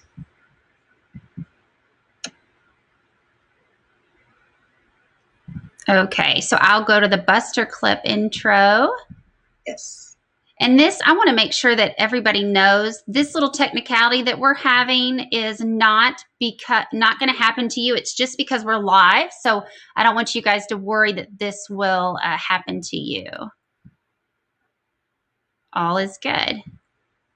This is where he looks a little sad in the bars, and Buster happy that he sees the library. Yeah. So I wonder what's going to happen. I wonder what the problem's going to be. So I'm going to go back to the front. And as you're reading, I want you to think about these 5 things: the characters, setting, and the problem. Okay, we're just going to look at those 3 things because we're only going to read chapters 1 and 2. Oh. Okay, so you're going to read. I'm going to turn the pages for you, and I want you to read. Okay? It was Saturday morning. Ricky was walking to the library. How cute was he? Oh my goodness. My son has been my guinea pig throughout this digital process. Well, he was awesome. I may have to do that for my kids because how awesome is that even for a backpack artifact? Because that shows possibly the progression of their reading skills. That's awesome. Right. Okay, well then we also have a live lesson. Mine is the third column with the live lesson, the reading with prompting, where I did a live lesson with my nephew in Kansas City, and you can take a look at this. And we just did this through Google Meets with the digital text. And hopefully this video works, and if not, then we'll fix it, I'm sure. Oh, it's okay. I think it's just because we are live and it just has a little bit of it's nothing that's with your videos. Okay. Principal came inside Notice something. Go back and fix it. Let's do a slow check on that word inside. Ready? Inside. into. Oh, go back and reread it. Good job. The principal came into the classroom. Oh my goodness, he's adorable too. He's adorable too. And I love the fact that it's like you're right there and then they can just learn. It's not so different, and they even have more to see in one. They see you and the book versus in a real classroom setting, they're looking just at the book and they're missing out on your body language and possibly even your words. So how awesome is that? Love it. Yes, I love the live lessons. Yes. It's just like, yeah. Okay, so then we've got, well, you would go ahead and talk, Andrea, sorry. Yeah, that's okay. So this is another short clip of how you can have a discussion. So after the student, you read with prompting with the student live, you can also, of course, do the discussion the same way. And this was just a short clip of us doing the discussion using the 5-finger retail. And we were on Google Meet, and then, of course, using the digital text and the comprehension cards from Jane Richardson. And I'm going to remind our viewers that to record that meet, only you have the ability to record it as a teacher. And you would just go down to that lower right corner and the 3 dots and then go into recording meet. So let's see this awesome video right here. Me, use your thumb, put your thumb up. Who are the characters in the story? Ricky and Buster. Mm-hmm. And the librarian. Good. And the next one is the setting. So the setting took place at the library. Good. And the last one? The problem? What was the problem? So, Buster was too loud, and the librarian said that he had to be quiet, so she said that he'll have to take him outside. Yeah. So how'd that make Buster feel? Sad. Oh my goodness, you could just like pinch those cheeks. He's so cute. So cute. So sorry, did you want to talk, Andrea? Before I talk. Oh, go ahead. Okay, I was going to say some materials that you can have for the new book introductions and for reading the new book is to have the students have a dry erase board, or if they don't have that, paper, pencil, chalkboard. My nephew even used a Magnadoodle, so that's an option if they don't have anything else. And then the teacher can use digital books such as Pioneer Valley. LLI will be available after April 13th. And then Capstone Interactive also has some digital books available. And of course, you want to have your Next Step Forward and Guided Reading book and your comprehension cards, which are also, if you don't have physical copies of those, they are also in the back of the Next Step Forward and Guided Reading book. So teaching a remote guided reading lesson for word work is where you can really get creative and use your digital expertise to create some fun, engaging activities for the kids. I did a pre-recorded lesson. Again, I was using Screencastify, and I was teaching him how to make up a big word. And you can also do Google Slides to create word work activities. Casey Bishop, shout out to her, from second grade teacher from J-Town Elementary. She was gracious enough to walk us through how to create these word work lessons via Google sites. Can you show the Google slide, Tara? Okay, wasn't sure if you want to do the video. Oh, I can do it. I'll do it for you, just so that we don't have to worry about that. Oh, the video is this. Let's see. It's right here. All right. What I want you to do with your keywords on your sticky notes are use those words to help you retell what you read on that page. For an example, on page 3, turn to page 3. I wrote the word creepy crawlies, and I wrote this word because in many places around the world, people eat creepy crawlies because they are nutritious, tasty, and safe to eat. So that's exactly what I would write in my writing notebook. And I want you to do the same thing with your next keyword, the next keyword, and the rest of your keywords that you chose while reading this book. There we go. So that was actually a pre-recorded lesson to teach writing.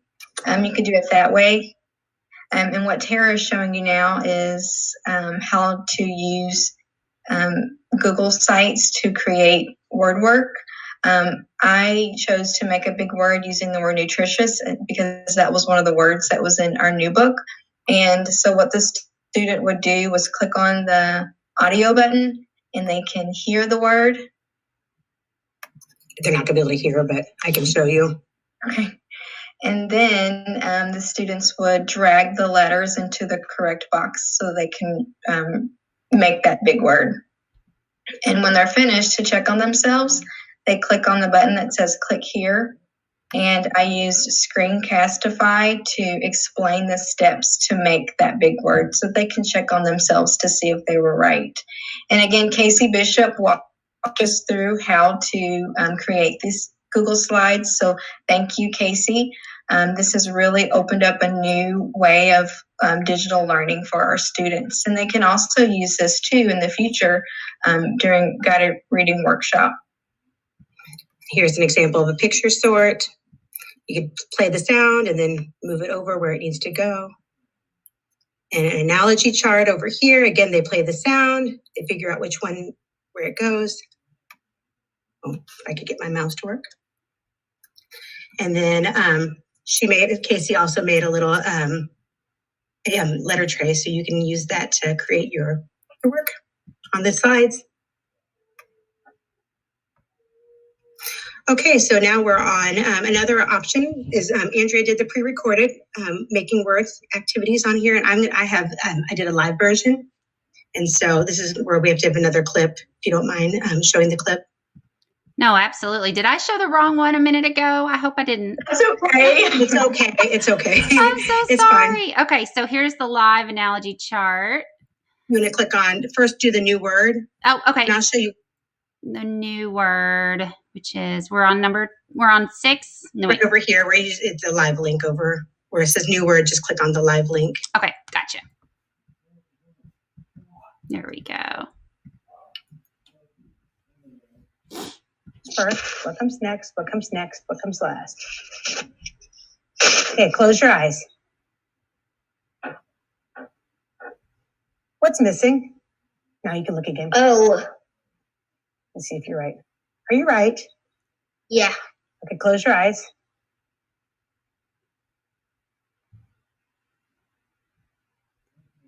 What's missing?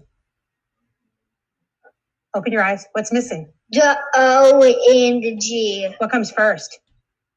The G. Then comes the O. Let's see if you're right. Are you right? Yeah. What's the word? Good.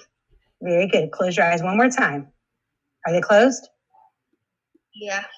Okay, you can go ahead and stop the video. I was so intrigued on that because I'm thinking, oh my goodness, I've never used Jamboard that way. That's awesome.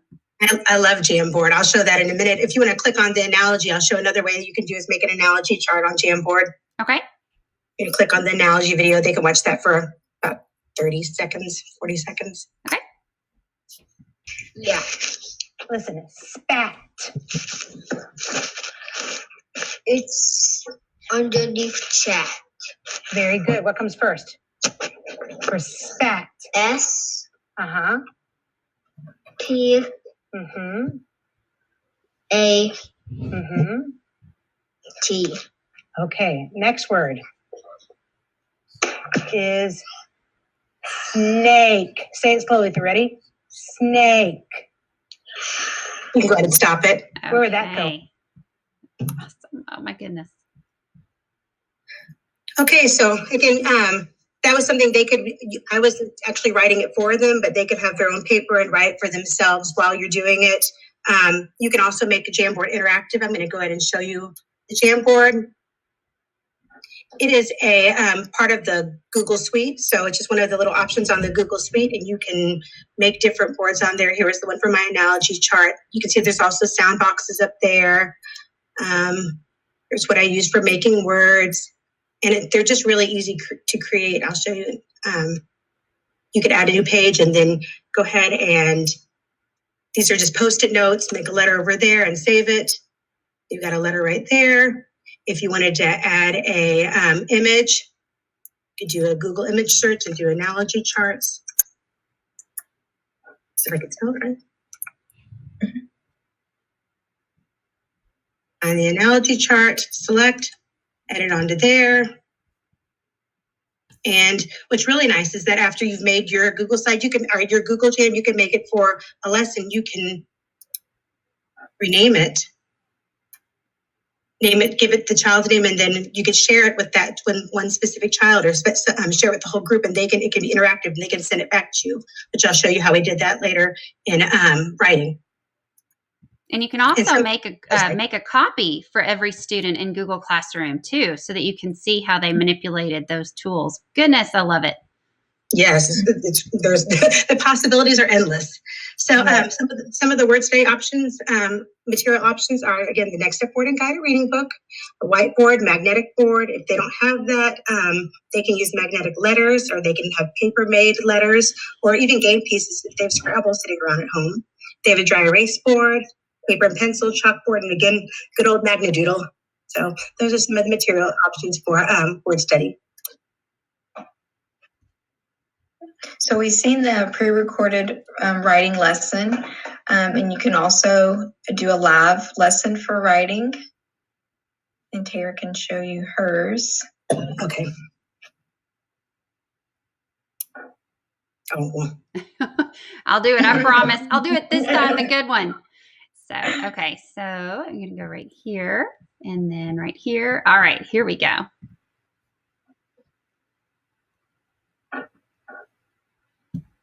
Called Somebody Wanted But So for our writing today. In the story, George's story, somebody wanted something, but there was a problem. And so what did he do? So we're going to talk about it together. Who was the somebody? We're going to think about some keywords. Who was the somebody in the story? George. Okay, so that's going to be our keyword is George. That's where that's going to help us remember.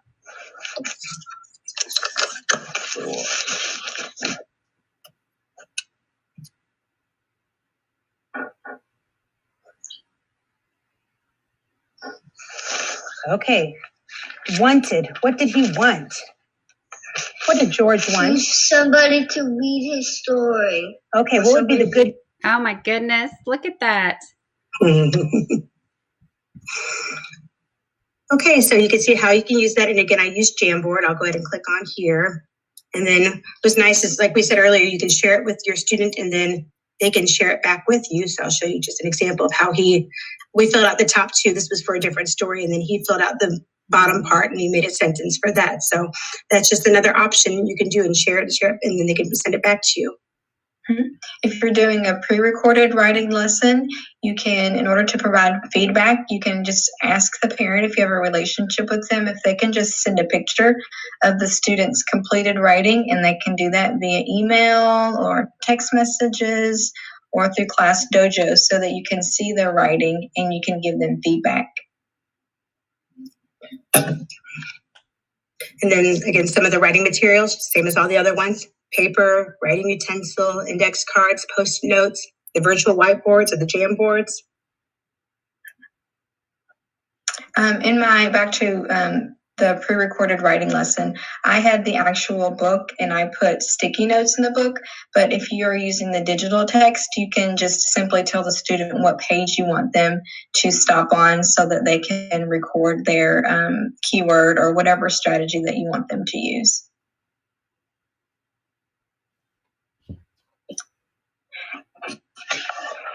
So if you want to dive into creating these remote guided reading lessons for your students, but you feel like you may need a little bit more support, feel free to always contact your district literacy support coaches. They're listed here by zone. And also we are in the process of creating a Google site. That's where we are housing our recorded lessons that we've done for guided reading and also for read alouds with comprehension strategies. And that should be finished by Friday maybe, and Jessie Mattel will share the link with school-based literacy coaches, and they'll have access to those resources. Also, Jan Richardson and Michelle Dufresne have created webinars. I think there's one tomorrow, and there's also one on Thursday where you can watch and see how they teach you how to go through guided reading lessons remotely. And also on this website, there you can also watch the recorded lessons that they've done in the past. And there's a little bit, they go a little bit deeper on how to use the digital books and how to, and a little bit deeper on the different levels. So I would highly suggest looking at that too. And then here's a couple, how to make the different charts on the Google Slides.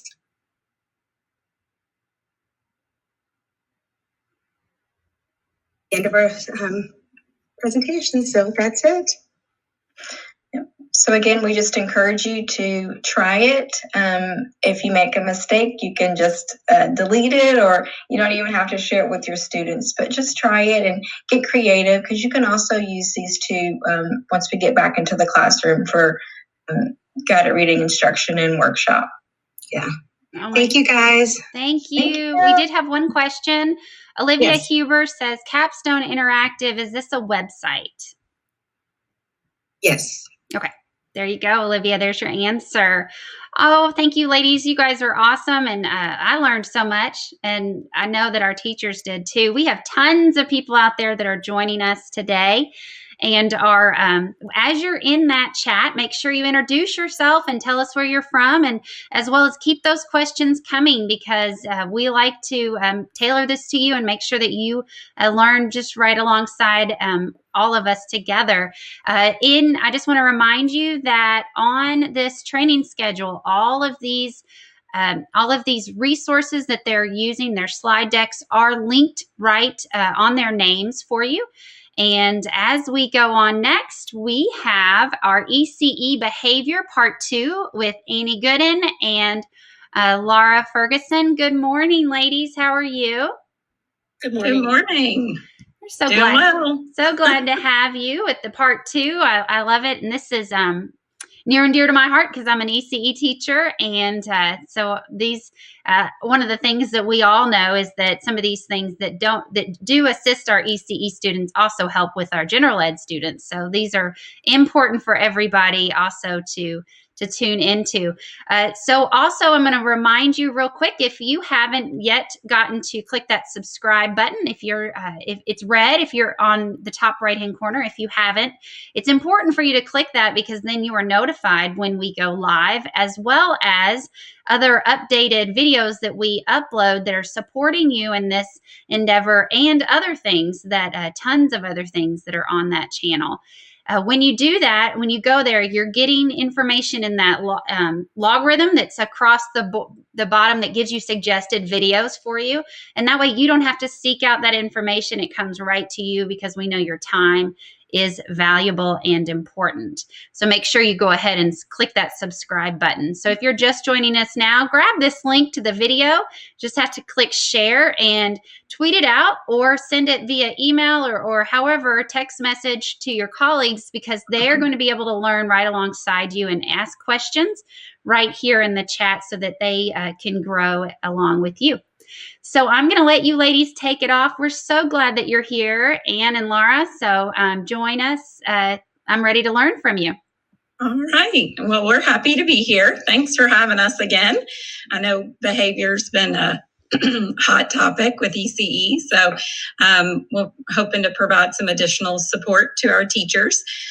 Just want to remind you all too that we do have some folks who are working the chat today that will hopefully be able to help respond. And then if there's any questions that we have time to answer, we'll do that as well. So I'm going to go ahead and pull up our PowerPoint here so we can get started.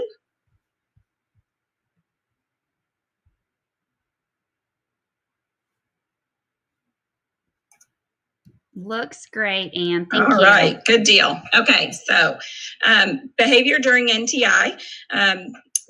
This is going to be part 2. You'll see a couple slides that are the same or similar to when I presented last week, just as a reiteration for any new folks that we have listening. Parent communication.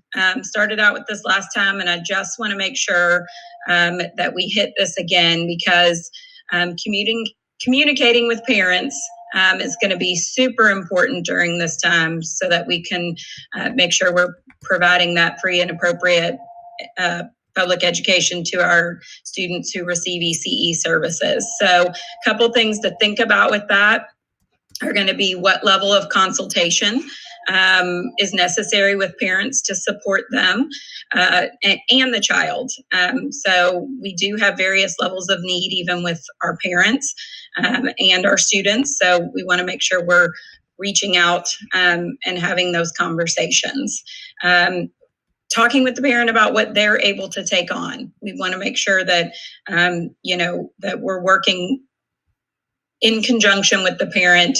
It depends on, their jobs that they're doing outside of the home.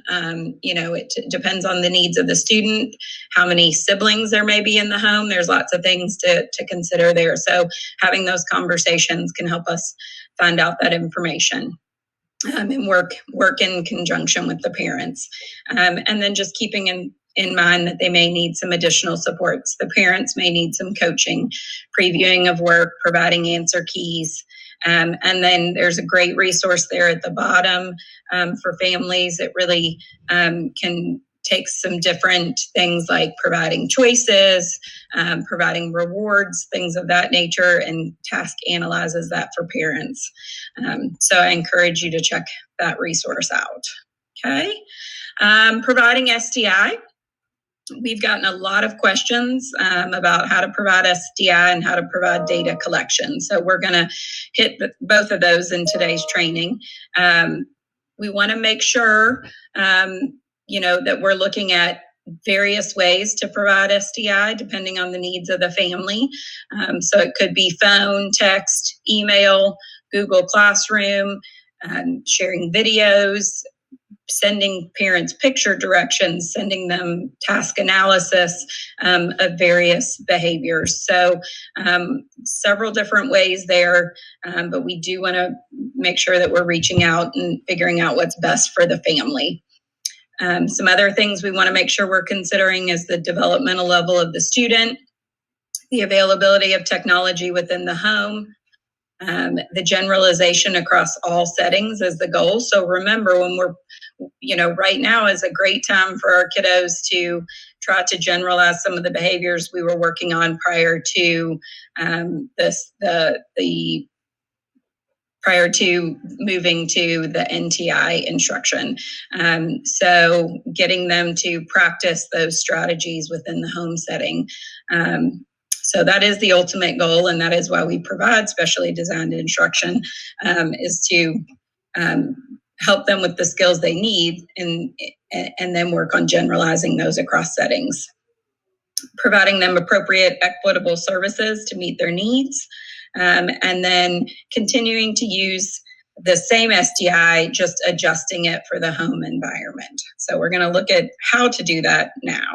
Okay, so we're going to look at a couple of example IEP goals and see what it is we can do to provide that SDI.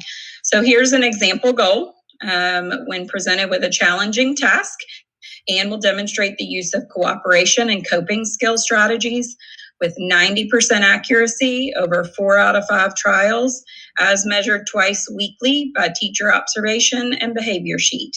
And the SDI included with that goal includes direct instruction in the use of a break card, direct instruction in the use of a calm down corner, direct instruction in social skills, direct instruction by role playing and modeling, and direct instruction in self-monitoring strategies. This is a goal. Obviously, names have been changed, but that was pulled directly from an IEP.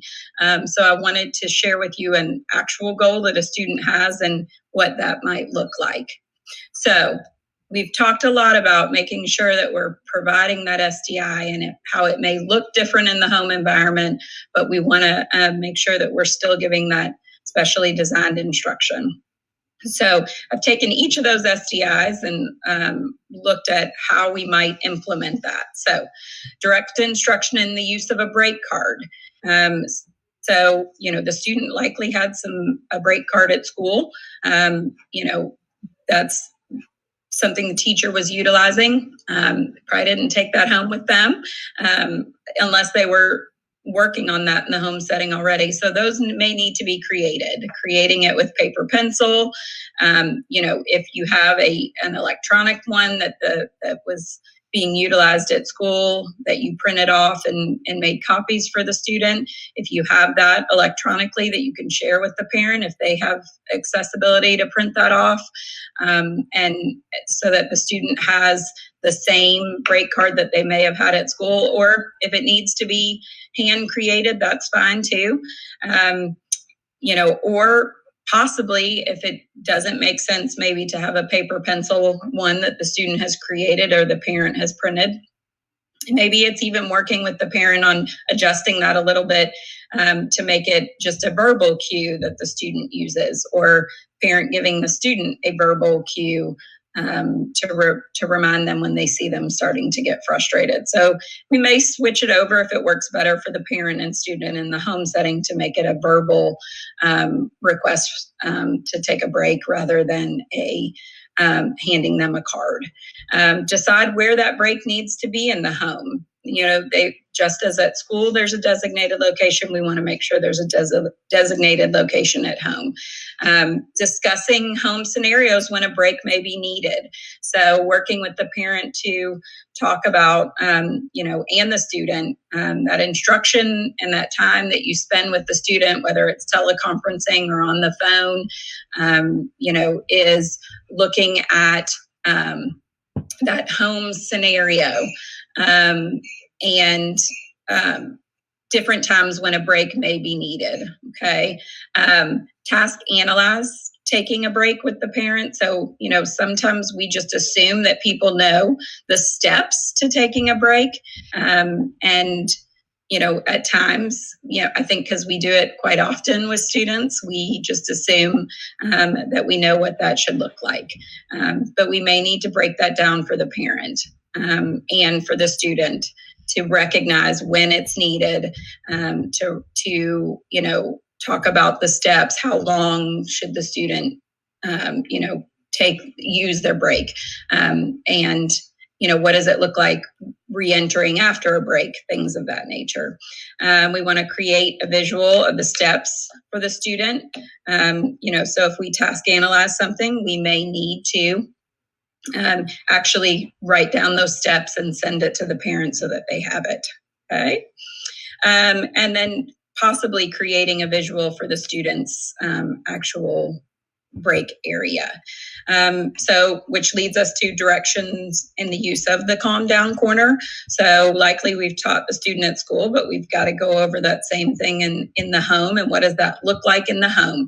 So we want to make sure we identify the location, work with the student or parent to create or email visual supports for the calm down corner. Often in the school setting, we have some visuals like maybe their go-to calming strategies, some posters that we've created, that are in that area that remind them of what they need to do. So as best we can, helping them recreate those or sending them, again, if the parent can print them off.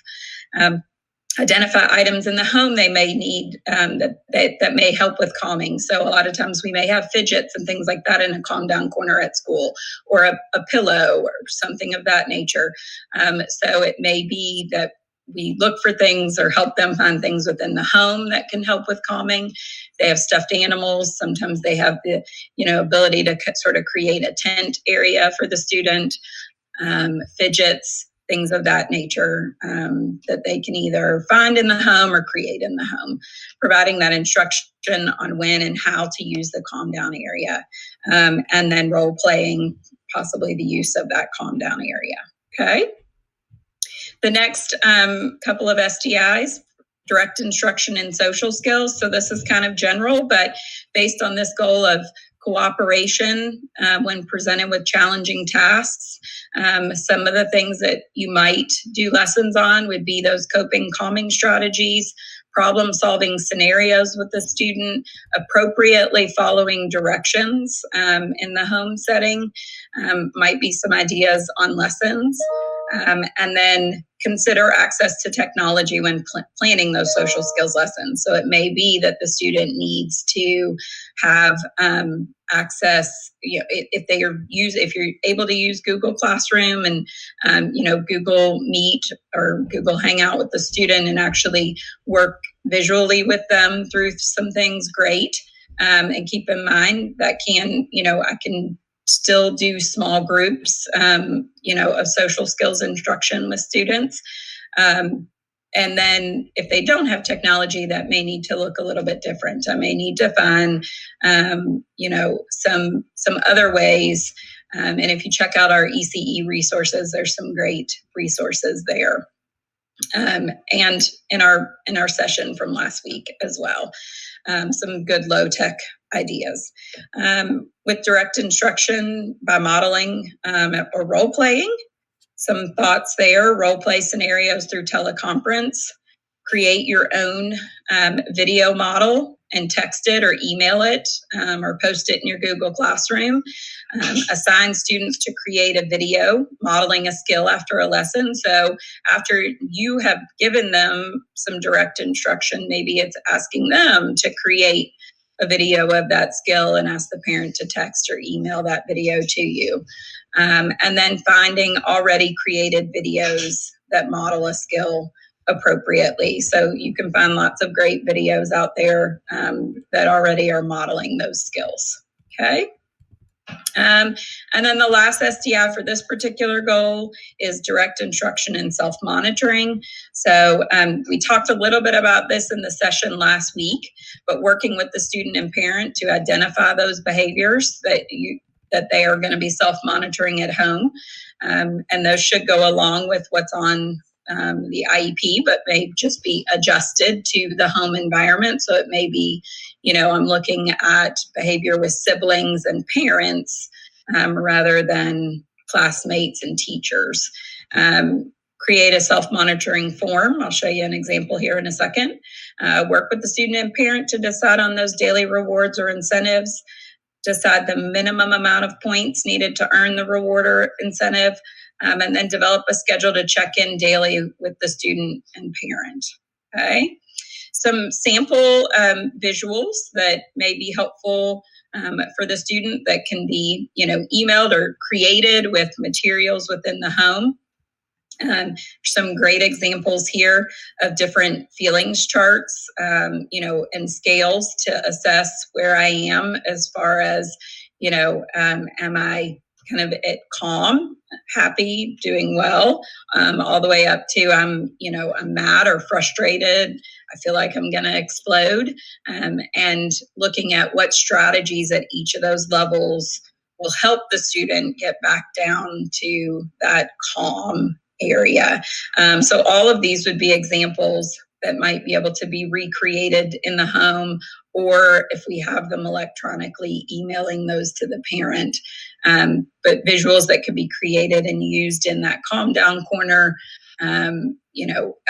to help the student continue to work on assessing how they feel and how they can maybe adjust to get back to a good, calm, happy space.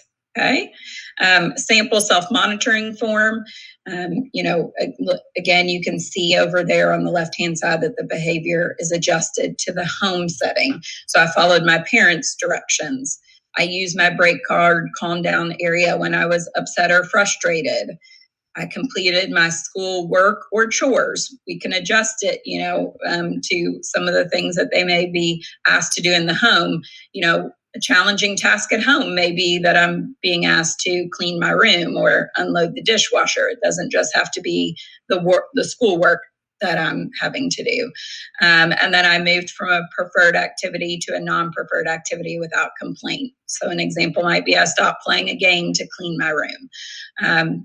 So asking the student and parent to complete that daily, that will provide us with data for our behavior goal. Okay. All right. So I'm going to turn it over to Laura and let her talk a little bit about IEP goal number 2. All right. Good afternoon. I'm going to share my screen as well.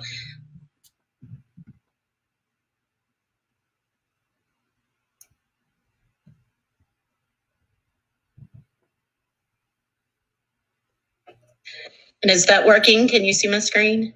That looks great. Thank you, Laura. Perfect. So one of the other, when Annie and I were putting this together, one of the other things we wanted to kind of look at was looking at IEP goals and thinking of IEP goals that some of our students might have and how we can look at those in the home setting. And Annie touched on those break cards and those ways we can check in. But if we have a student that we want to look at requesting a break and looking at those replacement behaviors for physical aggression or verbal aggression, one of the things we might have to look at is how can we teach that for parents? And right now, as we all are overwhelmed, those parents are overwhelmed. We have to look at kind of what would that SDI look like in the home, and what would that instruction of the use of a break card and modeling and role playing and social skills look like. So one of the things that we might need to look at is what will that data look like and how simple does it have to be? And this might be an easy work data sheet sample for a student for that goal to look at, okay, yes or no, simply, did they complete the work without verbal protest? And for our parents, this might be a simple way to kind of just self-monitor or not self-monitor, but kind of monitor those behaviors in the when their child is working. So we're not actually having them sit there and watch them the entire time and understand prompts or prompt level, but did they complete so much of the assignment without those verbal protests? And then on the other hand, did they complete instruction without that physical aggression? So just a simple yes, no, so we can work with these parents to understand this is a simple way to monitor that behavior for that goal. The other thing is when we're thinking about this with our parents being so overwhelmed, one of the things that I've worked with some of our teachers to do is provide those tips for instruction. I mean, as educators, we all understand and know that, we don't want to start with hard things. We don't want to overwhelm students, but that is not something that might be first nature to our families. So giving them parental tips and instruction, just a simple tip sheet. One of the things that we did for one of our students was these simple steps, and we sent this to parents, starting with those simple or mastered skills. So if we're working on really difficult math right now, and this is when my child or student engages in problem behavior, typically, maybe I'm going to start with something simple. So I start with the easier or master task first, and then I go into instruction. The other thing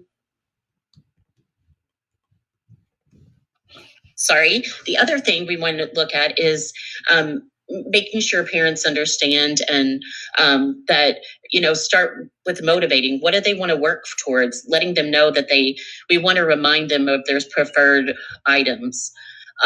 Also reminding them of the break card. If we see our child are getting overwhelmed, or our student getting overwhelmed, if we're doing live instruction, reminding them, your break card's available, and providing instruction with that. And then, hey, just praise and reinforce positive, working for those really short periods of times. And just like us as teachers, if we're doing live or we're giving these tips to parents, we often recognize these in the classrooms, but these are totally something new for parents, and reminding them to just work for short periods of time and then ending with a positive. Our NTI will be going on for a while. We don't want the work to be paired with negative connotations. So we just want to make sure, those might be some simple things for parents to recognize and work on. So providing that helps and tips for parents that might make them feel less overwhelmed when they're presenting the work to their children. The other thing that Annie touched on, and a great tool that we work with teachers on a lot, is video modeling. In video modeling, it sounds like it may be a large task that you have to kind of make a whole video, and it has to be good production, and it has to have a lot of details and steps. But, a lot of times we can simply just use a few second video to teach replacement behaviors. And so if you're doing live instruction, or you're working with a family, you could be like, hey, if he requests the break card one time, if you could take a little snippet of that and show him the video a couple of times to remind him that this is what requesting your break card looks like. If you're getting overwhelmed, this is what you can engage in. And it's a strategy that we can use before the behaviors happen, to remind them of how they can access those replacement behaviors and decrease that aggression, and verbal or physical aggression.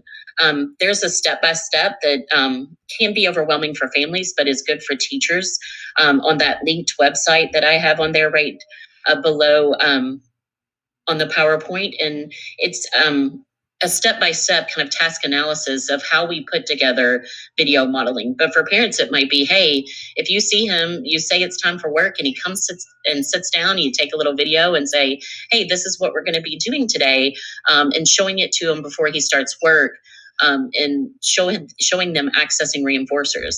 And like Annie said, you could also do that in as a teacher. If you're doing live instruction or recorded instruction, you can make little video models to remind them of, this is not a self model, but this is an other is model. And I'm modeling for you how to access those break cards, or that modeling or social skills. And I'm showing you a video of how to do it. And this is teaching you how you can access those things within your home as well. All right, and I'm going to throw it back over to Annie to share again. Hey, ladies, it's Melissa. While you guys are changing places, we do have a question that you guys could address. Is that any tips for dealing with difficult or resistant parents? I can go ahead. Laura, I'm sorry. Hang on one second. I'm just pulling my slides back up here. So for difficult or resistant parents, I think we need to really try to work with the parent on what is going to work for them. Kind of as we talked about in that first slide is, meeting the parent where they are and asking them, can we talk about what will work for you in the home setting? I know that this is a challenging time for all families, And so we want to try to be supportive of parents and look at, if they have, limited technology capability, or if just time wise, if they're working from home themselves and have multiple children in the home, or even if they don't have multiple children in the home, even if it's, the one student, trying to work with the parent to say, okay, what will work for you and your family, and trying to provide options there as much as possible to the parent, and trying to make, anything that we're asking of them as easy as possible for them to do with their child, and while still meeting the needs of the student. If parents are just really refusing to do anything with regards to data collection for us, we're going to make sure that we're documenting all attempts. We're going to talk about that here in just a second with regards to data collection. Our goal is to try to do as much as possible the same way we would do in the school setting, only virtually. But we are relying on parents for some help with that. If parents are very resistant to that, we do want to make sure that we are documenting our attempts to work with the parent, and we'll look at a document that may help with that in a second. Laura, do you have anything to add to that? Yeah, and I was just going to say, also with those parents who are feeling overwhelmed right now, I think it's always a good reminder to say, what are looking at a short-term goal. So, reminding them that, we might say, hey, I want my child or student to, stop aggressing or stop, verbally protesting. Well, that might be a lofty goal right now. So looking at those short-term goals, can I just get him to work for 5 minutes without engaging in verbal aggression? And these are some of the tips and tools that we can use. And I know we'll always have some resistance out there, but I think it's a good reminder to always think about those lofty goals take multiple steps. That's why we look at task analysis. So thinking of those really short-term objectives, like when we look with students. Definitely. Just a little bit more about data collection. We had a similar slide last week. This comes directly out of our guidance that we have provided for teachers and administrators. But looking at making sure that we are still collecting data. We may have to be creative in the ways that we're doing it, but working with those parents and students, the older the student is, they may be able to do more of the self-monitoring and do more of the check-in, check-out directly with the student. But certainly we want to make sure that parents are aware of how we're going about providing services to their child. But be creative, be organized. We want to make sure we're documenting what we're providing, how we've individualized it or uniquely tailored it for the student, how you're providing information to parents, and how the student is responding. So there are some sample data collection. I'll show you an example of one for behavior here in just a moment. But we do want to make sure that we're implementing the IEP and collecting that data. So here's kind of an example that we've taken for behavior. When you click on the example in the last slide, that's going to be it may look a little different than this, but this just provides you an example of, a possible, one little snippet of a student where they had a behavior goal and we spent some time, working on using a replacement behavior of the cool off area. Okay. So that just provides you an example, and I know I'm getting a little close on time here, so I want to make sure I get to this last slide, because this is going to document the SDI, the specially designed instruction. But we also want to make sure that we're doing the best we can to get that the behavior data. So we do want to, if we're doing virtual lessons, we can observe and complete monitoring forms just as we would in the school setting. If student doesn't have access to that, or we may be relying a little bit more on the parent and student, so we can develop some monitoring forms that the parent and or student can keep, and they could, we can check in with them daily. They can send us photos or emails of those forms, and we work with the parent and guardian again on rewards or incentives. And then we do want to make sure we're continuing to graph data based on the IEP goals. So if the goal says twice weekly data points, we want to make sure we're continuing with that. So do we have any additional questions? I think we have maybe a minute. I think we got most of them, Annie. So I think we could probably wrap up, and we'll let everyone know that next week you'll be back one day, probably early in the week, and we'll finish up some more behavior for everybody. Definitely. All right. All right. Thank you, guys. Thanks. Thank you again. And I want to welcome all of our new visitors that are here live on the chat, and let you know that if you have any questions, make sure that you drop those questions in the chat. And if you don't have that ability to ask questions, make sure that you're logged in to YouTube, and that'll be up in the right-hand corner. And also introduce yourself so that we know and can celebrate where you are from and what you teach. And we're super glad to see you here. Next up on our schedule, we have Dr. Coleman, and she'll be talking about, with some other people that are joining us, defenses during NTI. Welcome, Dr. Coleman. How are you today? Okay, now I am brand new to this little platform here, so I'm doing well. If you all can be patient. Yeah, oh, you're good. You're just fine. We're glad to have you. So I'll let you take it away. I know we've had several questions about what are we going to do during defenses? How are we going to do this? And I know that you're going to answer these questions as we talk today. So we're excited to learn from you. That's right. Well, we're excited to be here. And I know that I've gotten that question a lot. How will we do defenses during NTI, as well as I've even gotten some tweets from students asking that. So I thought, okay, that's a good thing that they're asking.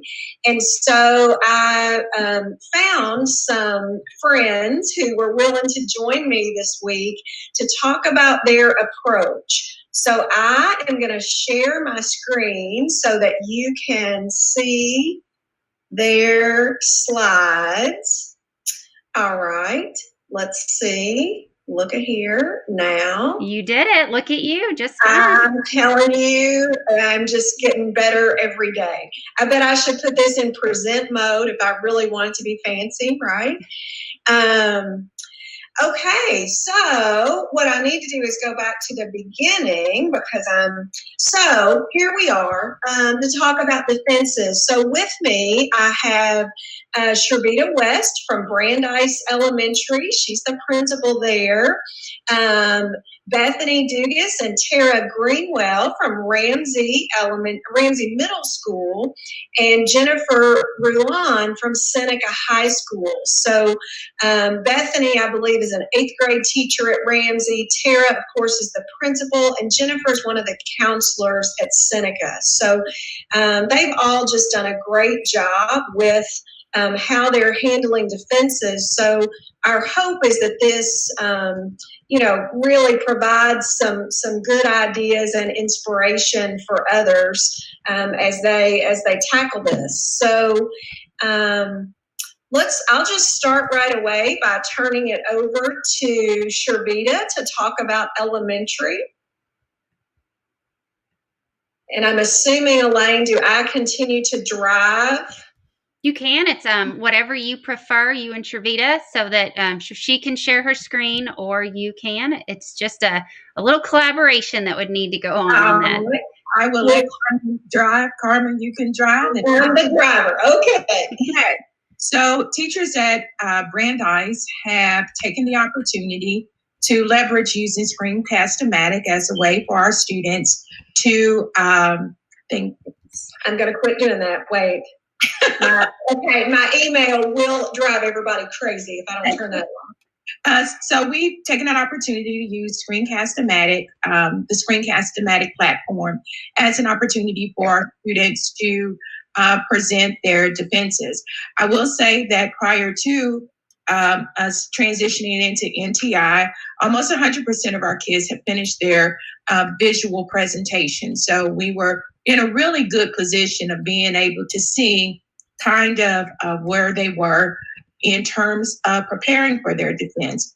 Carmen, if you will go to the recording backpack defense, my AIC, our academic instructional coach, Karen Jones, basically designed a process for students to be able to see exactly what they needed to do in order to do their recording.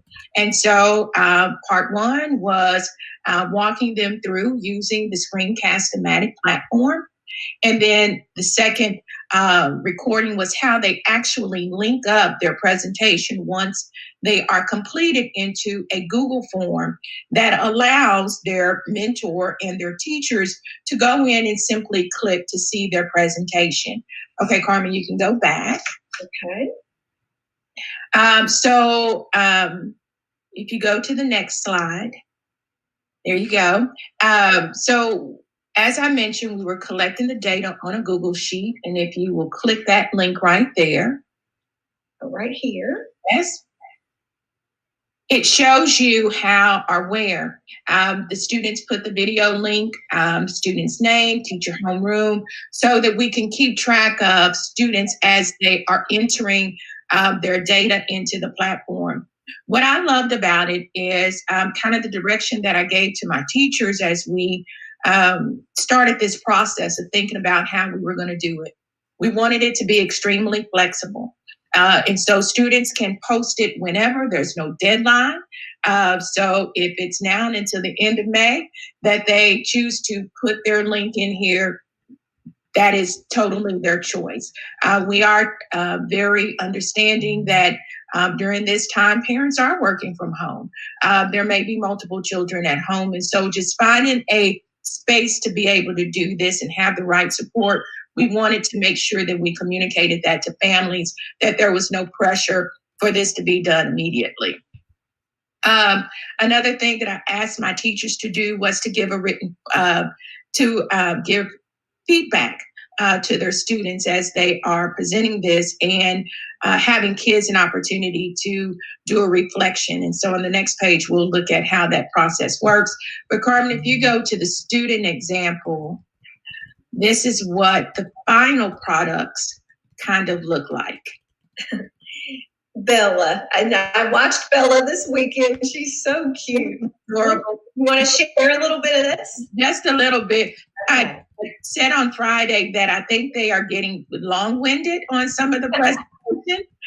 Initially, we said... Hi, everybody. Today am... Go ahead, Sharita. Sorry. We're seeing 15, 20-minute presentations. And so I guess being at home, they are getting very comfortable and creative with sharing their backpacks. But let's watch a little bit of Bella. I'm going to do my backpack, and I want to thank you for taking your time out of your day. So, let's get started. First, to just get me, I'm going to tell you just a little bit about me. So, I love softball. It's like my passion sport. I am a tomboy. I have probably never worn pink. I'm not a big princesses fan, I love Ocean Beach and the cabin I stay in, which is right. I got to know, and so yeah, can't wait to go.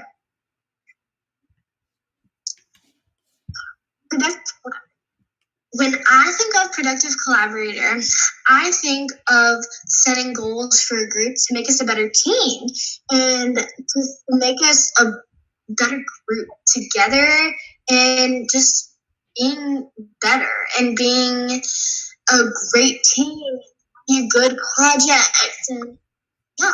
And so I have some artifacts to share that with you. So the Roaring 1920s, and that was the passion project during And I was a protective collaborator during that because I really had to. Okay, Carmen, we can transition back. Oh, I love, she's got lots of artifacts for each one of her success skills too. She does. And I love that you can really tell by the inflection in her voice and throughout her presentation how excited she was about learning. And I think that was truly what I wanted to see in our students' defenses, that they were authentic and that the students were really able to communicate their learning. And I think that the ones that I'm seeing, they're able to do that. If you go to the next page, like I said, there is a backpack Google form that we're using. And what we've done as a school was that we selected mentors, and we've been with our kids throughout the year as they've been working on their backpack and their defenses. And so if you click on the link, the backpack Google form. Backpack Google form. Perfect. Our rubric is there for our mentors. And so everything is electronic. So it's really easy for teachers to be able to pull it up while they're looking at the defenses, to be able to record information. And if you go to the next link, that's under Google Form, yes. So this is what the teacher actually fills out and the panel members. And so every teacher is assigned to a student, and then there is an administrator on every panel.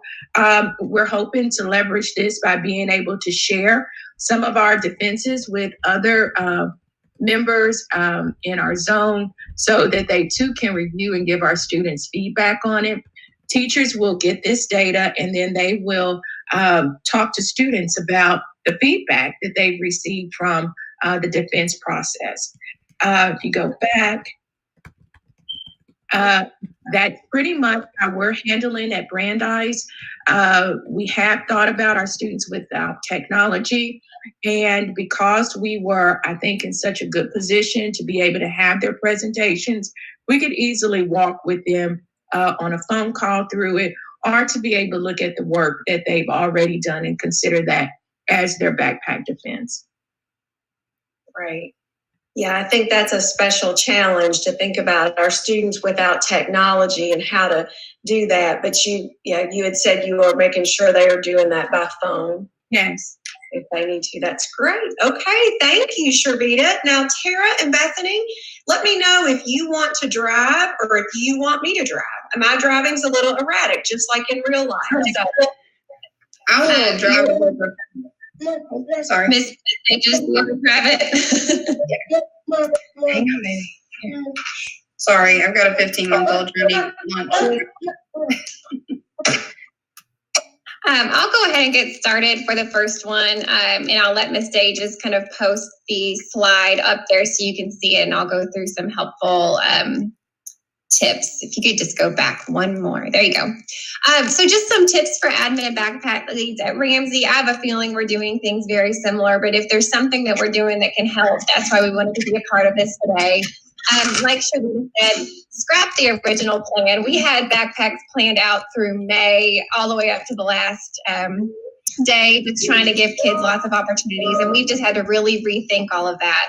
So one of the things that I have on here, and I'm guessing this presentation will be accessible at some point, or feel free to reach out to me. My contact's down there and I can email it to you.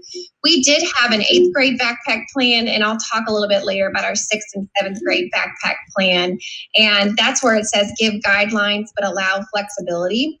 For our 8th grade plan, because we're in middle school, we have teams that are very helpful to monitor and track this and utilize people's strengths.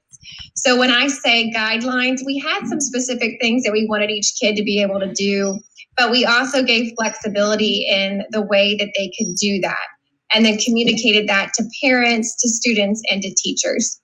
I think it's really important to have a designated backpack lead just to funnel all the information, because it can be a lot, and I know that there's a lot of information right now. One thing Ms. Dages will talk about in a second is just to post the backpack assignments in Google Classroom, because it makes it a little easier for the kids to organize it and for the teachers to give feedback. Also, we have a couple different recording and live options. You're going to see some student examples on the next slide, and you can see they're fairly informal, and some of them are more formal, and we're pretty relaxed about it. Screencastify has been an awesome tool. Google Meet, we can do live defenses, and then we also realize just the nature of our student needs right now that phone-in options are going to be available as well, just based on when we reach out and the needs that they have. Again, the stages will talk a little bit about our Google form and our rubric. We've made the rubric much like elementary and high school did.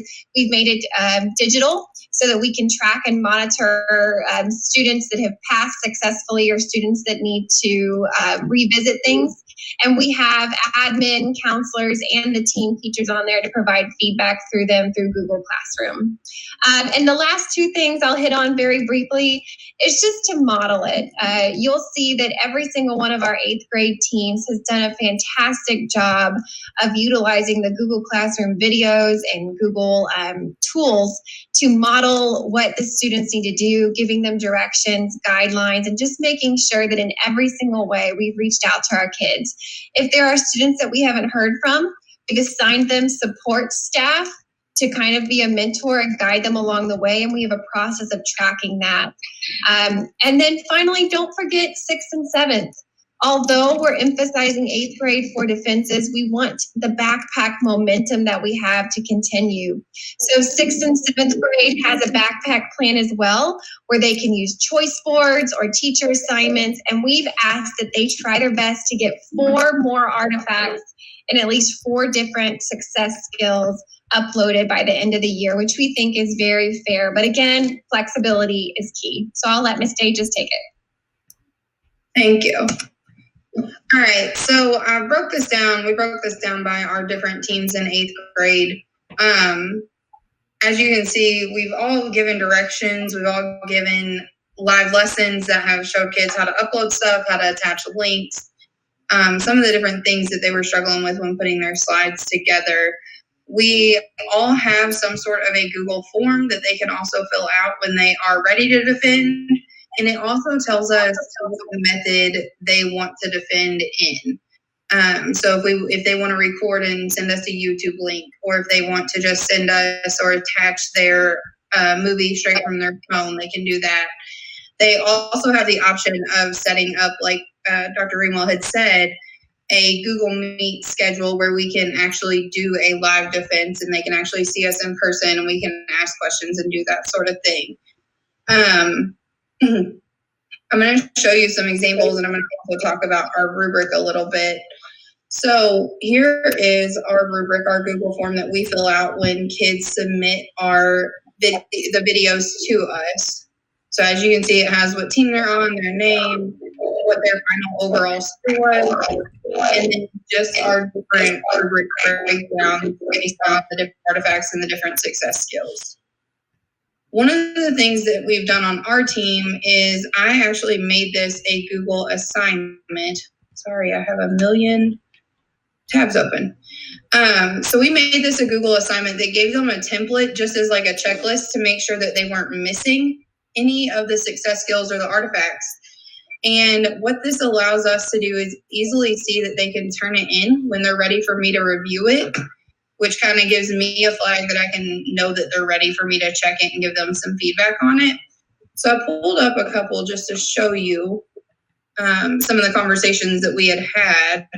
So this is one of our 8th graders, and she was almost ready, but we just had a few comments that she needed to address. And then she was able to also ask me questions. She had trouble uploading her video. So what she ended up doing, if you guys can see those comments over there, she actually just submitted the YouTube link for me. Here's another one of our males backpacks, and he kind of went through the same process. Didn't understand what to use for one of his artifacts. Here's another one of my teachers kind of collaborating with us, trying to help us out for that. And it's just been an awesome process for them to be able to ask questions and us to be able to give that feedback and also have a log of that feedback as well. So what I'm going to do now is I'll show you 2 of our different, this was our first young lady that defended, and I'm just going to show you a couple minutes of theirs. She put hers up on YouTube and shared the link with us.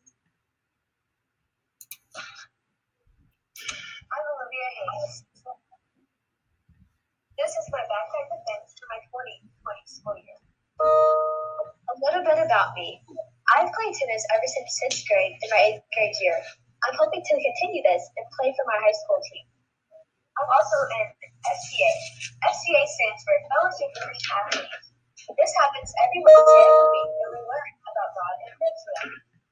I'm also in Best Buddies and Friend Partners.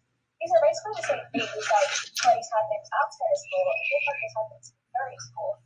In Best Buddies and Friend Partners, we combine general education students with special education students, and we get a buddy and we aid them through their work and help them and become friends with them. I love traveling with my family and friends. Our favorite places to go are Myrtle Beach and Holiday World, although this year, with Corona, don't know if that's going to happen. When I grow up, I want to become a special education teacher. I chose hers because I really like the fact that she connected some of her artifacts and things that she does at our school with what she wants to do when she gets older. I thought that was really awesome to see that she wanted to pursue that further.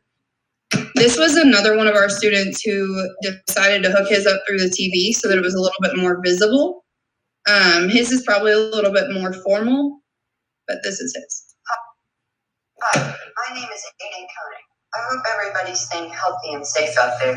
Without further ado, I'm going to present my backpack. I was born in Louisville, Kentucky, and I live with my mom and my dog named Knox. When I'm not at school, I enjoy playing video games with my friends, drawing, playing poker, watching Star Wars, and learning every lyric in the Hamilton sound. As I watch the saxophone in Ramsey's band, I'm in robotics and I'm on the archery team. When I go to high school, I hope to continue doing robotics and archery and further my knowledge of computers and graphic design. In winter, my rating got to go to 236, with my lowest area being key ideas and details of the 220. In spring, I hope to get a 240, and I can get this goal by reading different genres of writing to improve what I don't understand. So those are just a couple of our examples. One of the things that I've had the pleasure of doing as kids pass their backpacks is I have actually reached out to their parents and had the kids call my Google Voice number. So I don't have to give out my cell phone, but I actually have been making phone calls to let them know that they have passed. And that has been an overwhelmingly positive experience, just to be able to hear their voices and hear how excited they are that this is something that they have overcome despite all the challenges that we're going through right now. All right, that is fantastic. Those kids are so cute. They did a great job. And I noticed both with Brandeis and Shervita as well as Ramsey, you all both have such strong organization around the defenses. And there's very clear tools for students to use to understand. I think that's fantastic. Good. All right. So Jennifer, do you want to pick up and start to drive? Yes, ma'am. All right. I'll take over. Okay. Can you see my screen? Do I need to? That looks great. All right. Perfect. Okay. So I'm Jennifer Rulon. I'm at Seneca High School. I think the main word is flexibility. I am very type A. I like to have everything planned. I had defenses planned for this week. We had sent invitations. The kids picked their panel members, and then it was all going to end with prom at the end of the week. So we're in this quarantine situation, and what I just decided to do was to continue with the plan and have it through Google Meet. But then I realized that was causing a lot of undue stress that they really did not need at this time. And it was a struggle for me, but I really took it back to the principal to advocate to canceling all of the defenses that were planned this week. So we're moving to a more flexible schedule. We're encouraging participation. Kids get their backpack certificate, or they can get a medal if they get distinguished. We're also working with our teachers so that they might offer extra credit for a class or to recover in that class. students can present their defense whenever they are ready. Now, I think it's really important to have digital resources available. I've had a Google Classroom all year, but now it's even more important. This is where they can find their signups. There's a rubric, there's a template, examples, and then tutorials if they want to present digitally. I also offer office hours every day, and they can stop in. I work with all seniors on anything senior related, so they can stop in and get help with their backpack during this time. They like to share their presentation with me, and then I will leave feedback and we'll kind of discuss it. So there's a bunch of resources available to our seniors. And then I'm just offering multiple options on how to defend for them. So like I said, flexibility, and it's really based on student preference. So they could record themselves. The guy on the right, he just sent it to me this morning. I've had about 16 scholars send me a digital. They can record themselves. They can do the screen record via Google Meet or Zoom, whatever they're comfortable using, another app if they prefer. I also have one scheduled tomorrow that's a live presentation through Google Meet. So there will be a panel. They invited 2 teachers. So those teachers will join me and we will have her present live through Google Meet. I'm excited about that. And then if a student wants to present but doesn't have that technology, I'm able to access their backpack and I can do a phone call with them and we can just discuss their artifacts one by one, and we can defend that way. And then I did want to show an example. So this is one of the kids that did his through Zoom. And I'll hit play.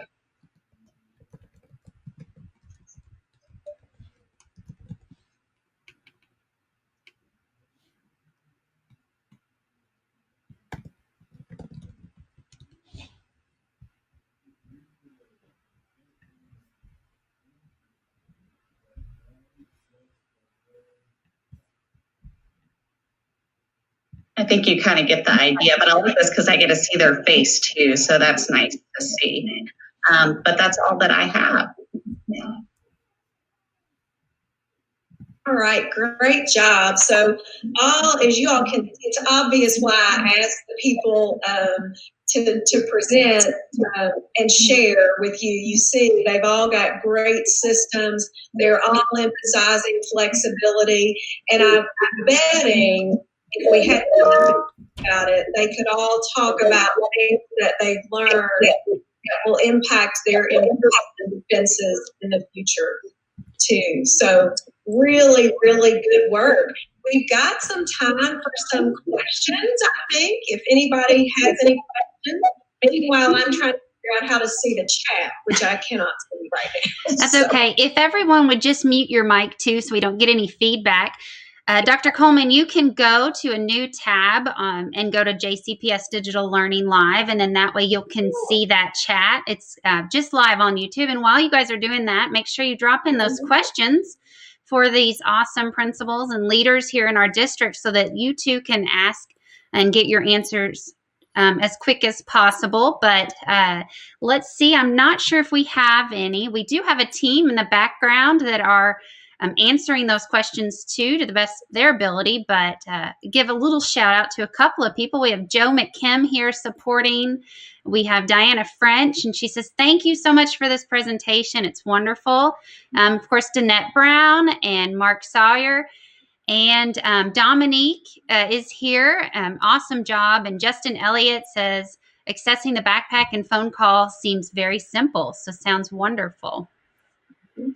Great. Well, they did a great job. And I would encourage anybody that has questions or that just would like a thought partner to reach out to any of these people. They are wonderful resources, and they've been trying to navigate this very unique situation just like you. So there's lots of help available, and we'll do whatever will make it great for your kids. So I will thank my co-presenters, and we'll look forward to being back tomorrow at the same time.